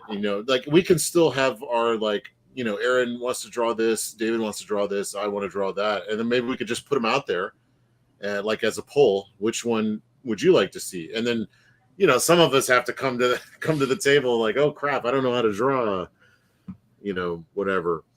But somebody's going to have a leg up. Like if somebody chooses Batman, we know who's going to. Well, that's what David's going to do every week. We know who's going to have a leg up there. He's like, I want to do Batman again. I'm like, ugh. All right. Because if we're going to draw anything, I may thumbnail that crap during the week and like get ready for. Well, no, but here's the thing, right? If we all do the same thing, though, I don't think it's as fun. I think we should all be doing something different. That's true. Maybe we should each come up with an idea, and then we have to draw each other's idea. Oh my gosh! See, dude, I'm going to kick you off this show. You're just all of these could be different episodes, though. We could really change it up and make it challenging. Like one day it's the audience's choice. One day we swap ideas. Another day we have to pick them out of a hat. You will have like a few ideas in a hat. You can pull them out, and we have to do whichever one that is. This sounds like work for me as well. Basically, what you're saying. So, all right. Well, we'll come up with something. All these great ideas that Kelsey has that he expects me to do. Okay, so I'll go do it for you. It's okay. No, you won't. I just got to make sure you show up on time. That's all I care about. Everything else we'll take care of. No, let's gestate on it over the week, and you get some ideas. Just shoot me some messages, and we'll figure out something where we can get the chat involved. But I just don't want us all drawing the same thing because I think that's like too. Yeah, I get you on that one. Yeah. So, but if it's superhero week, like if we do, let's do a Kirby tribute show, right? And then we can choose our own Kirby. Yeah. Then you do your own. So I'll come up with like vague topics that have a lot of breadth in them, right? So it's That's like, how you do it. Yeah. yeah. So should we do Kirby tribute? Should we do Ditko tribute? Should we do right? And then Eisner, for example, right? And then I like it. see what the poll shows, and then you can do whatever Kirby character you want or whatever. Yeah, that sounds like fun. Yeah, that way you can have the variety and the participation, the choice, the randomness of it. Right. Colin says, Kelsey, you were trying to decide when to launch your book with Richard earlier. Do it right after tax returns. Everyone has money to spend easily. There you go. When is that? When is tax returns? April? No, that's well, when you taxes are due April 15th, but that doesn't necessarily mean you get your money by then. Yeah. When does May, June? Well, probably by the end of April, because usually if they do it electronically, you'll get your refund within a couple of weeks if you're as long as you're not late on your tax return. That's kind of around when I was thinking about doing it. I was thinking sometime in the spring or whatever, but I wanted to have, if not it done, at least the campaign going when I go out to Tampa in June, July, whenever that is. I think it's in July. Yeah. Where are you? You should think about coming to the Tampa convention. There's gonna be a lot of people there. Dude, I'm in Oregon. You think I want to fly across country at my age? Yeah. That's right. Yeah. I'm thinking about getting a motorhome, man, just driving around, I've thought about that for a long time. I'd love to do that. Except for gas prices. Yeah, well, that's true. Once Elon makes that electric one, Biden won't be president forever, so we hope. All right, guys, let's wrap this up. Let me remind everybody that, first of all, chat, thank you so much for joining us. Thank you for all the super chats. Thank you guys for participating in the conversation. I hope you guys enjoyed the exciting drawings you got out of us today. At least mine, anyway. And yeah, we'll do a poll every week to see who won the no prize. Kelsey. I'm throwing in the towel on this one. He's out. I want to thank David and Kelsey for being here. I love this show. I think this is going to be a lot of fun going forward. We'll try and keep it creative with our choices of subject matter and stuff, and just keep it humming along. We're going to try and once the holidays are over here, we'll settle into a day. It's probably going to be either Wednesday or Thursday. But I will speak with my comrades here to see which one works for everybody best. And we'll keep doing it as an afternoon stream. But thank you guys all for joining us. Have a safe and happy new year. And remember, our links to our projects are in the description of this video. So you might want to go and check those out. We'd appreciate it. And we appreciate you guys joining us. And we will see you all soon. Good night, everybody.